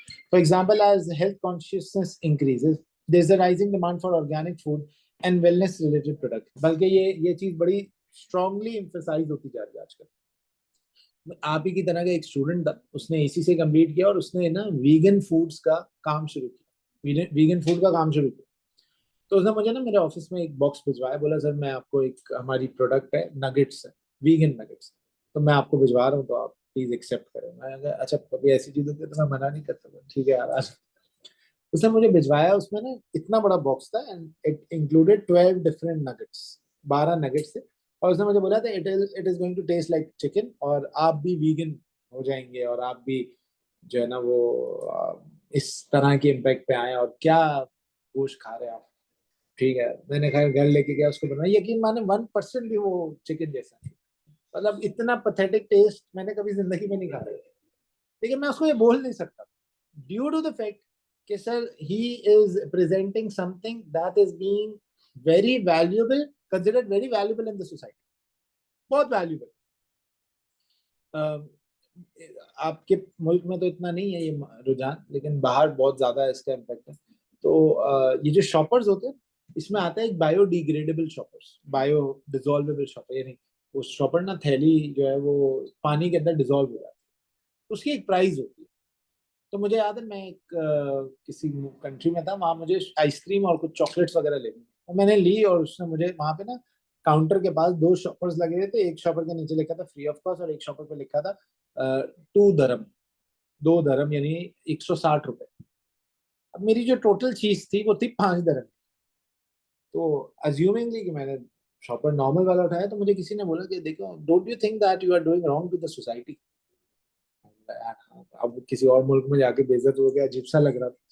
तो मैं बोला नहीं, yes you are right, and मतलब बेटा देखो you are young and you should encourage this by buying the other shopper। अब मजबूरन मैंने वो 2 दरम का शॉपर खरीदा, इतना दिल पे पत्थर रख के मैंने उसको खरीदा। मैंने घर जाके उसको डिजोल्व करने की भी कोशिश की, अब 2 दरम लगाए तो मैंने कहा पूरी फायदा तो उठाओ, उसको डिजोल्व तो नहीं हुआ उस वक्त, पता नहीं वो कब होता। हाँ मैंने दिए तो थे। तो मुझे बहुत बुरा लगा, लेकिन यार ये सोसाइटियल फैक्टर्स ऐसे हैं जो बाकी इन्फ्लुएंस करते हैं।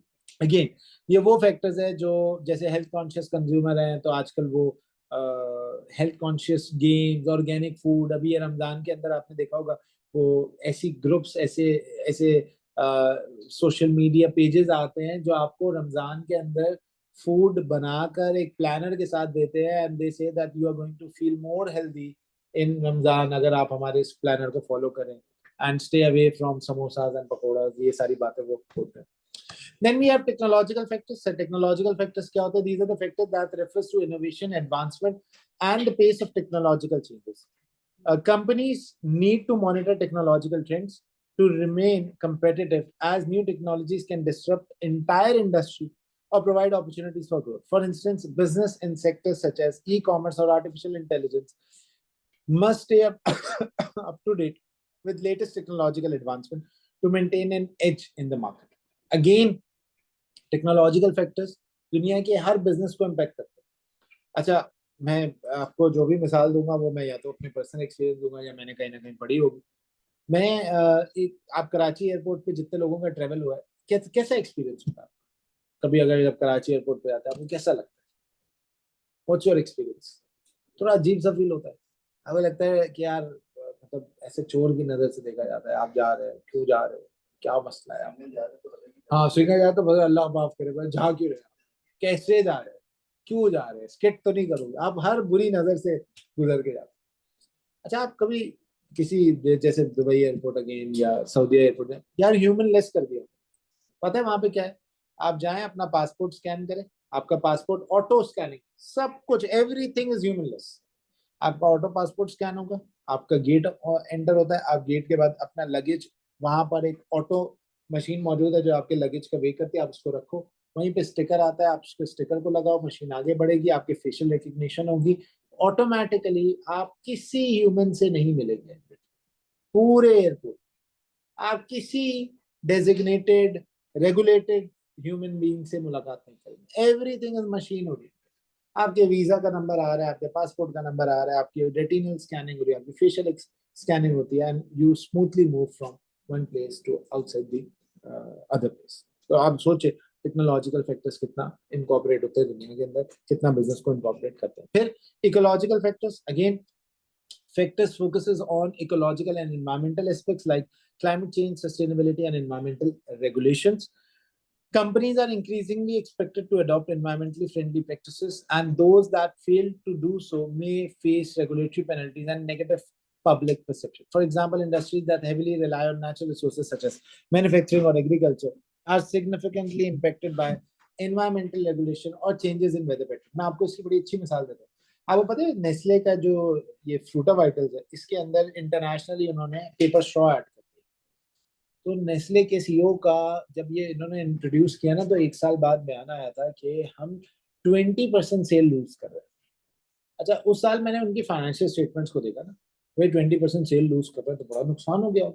फाइनेंशियल स्टेटमेंट का नेट प्रॉफिट जो है ना, वो 62% से बढ़ा हुआ, हालांकि 20% सेल लूज हो गई। तो उसकी ना अदर इनकम का एक टैब बना हुआ है, उस अदर इनकम के टैब में ना एक बड़ा मतलब सेल का अगर I am not wrong 48% of the sale other income के टैब में, सेल का जो 48% वैल्यू है ना, वो अदर इनकम के टैब में। जब मैं अदर इनकम के टैब में जाके नोट्स में चेक किया ना, तो कुछ ऐसे इदारे हैं जो उनको डोनेशन देते हैं because they are environmentally friendly, उन्होंने पेपर स्ट्रॉ यूज किया। यानी वो कहता है मैं 20% सेल्स को रिड्यूस कर, मैं कहता हूँ अल्लाह सबकी सेल रिड्यूस करे, ऐसे 20% सेल रिड्यूस होती है और 48% आपको डोनेशन मिलती है। सो सर ये भी एक फैक्टर होता है जिसके जरिए आप इकोलॉजिकली अपने बिजनेस को बूस्ट दे सकते हैं। Reduce the use of paper in education institute and move to paperless environment as the paper manufacturer by cutting the teeth. And last, legal factors. This involves the laws and regulations that affect the business, including labor laws, consumer protection laws, health and safety laws, regulatory laws, intellectual property laws. Compliance with the laws is critical for the business as legal violation can lead to financial penalties, lawsuits, or even damage reputation. Student personal and educational data is to be kept confidential. Data privacy protection. अच्छा, मैं आपको इसकी मिसाल देता हूँ। Majority of hospitals अपना data जो है वो बेच देते हैं इंश्योरेंस कंपनीज को, और ये इंश्योरेंस कंपनी जो है वो, बल्कि मुझे याद है मैं एक कंपनी में मेरा इंटरव्यू हुआ था, तो उस कंपनी ने मुझे कहा था आप अपना मेडिकल सर्टिफिकेट मेडिकल चेकअप लाते थे।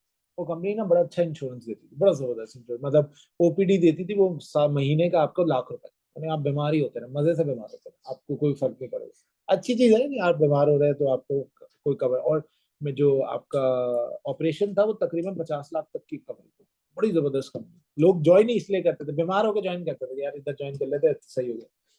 तो वो कहते थे आप अपना मेडिकल कवरेज, यानी आप अपना मेडिकल हिस्ट्री का एक लेटर बनवा के दें हॉस्पिटल से कि आपको कोई मोहलक बीमारी तो नहीं है, क्योंकि ये केस हुआ था वहां पे कि कोई बंदा जिसको बीमारी थी, कंटेजियस बीमारी थी, और या वो ऐसी बीमारी थी, और उसके बाद उसने कंपनी में अप्लाई किया, उसका कंपनी में हो गया, और होने के 6 महीने बाद उसने इंश्योरेंस क्लेम कर लिया 50 लाख रुपए।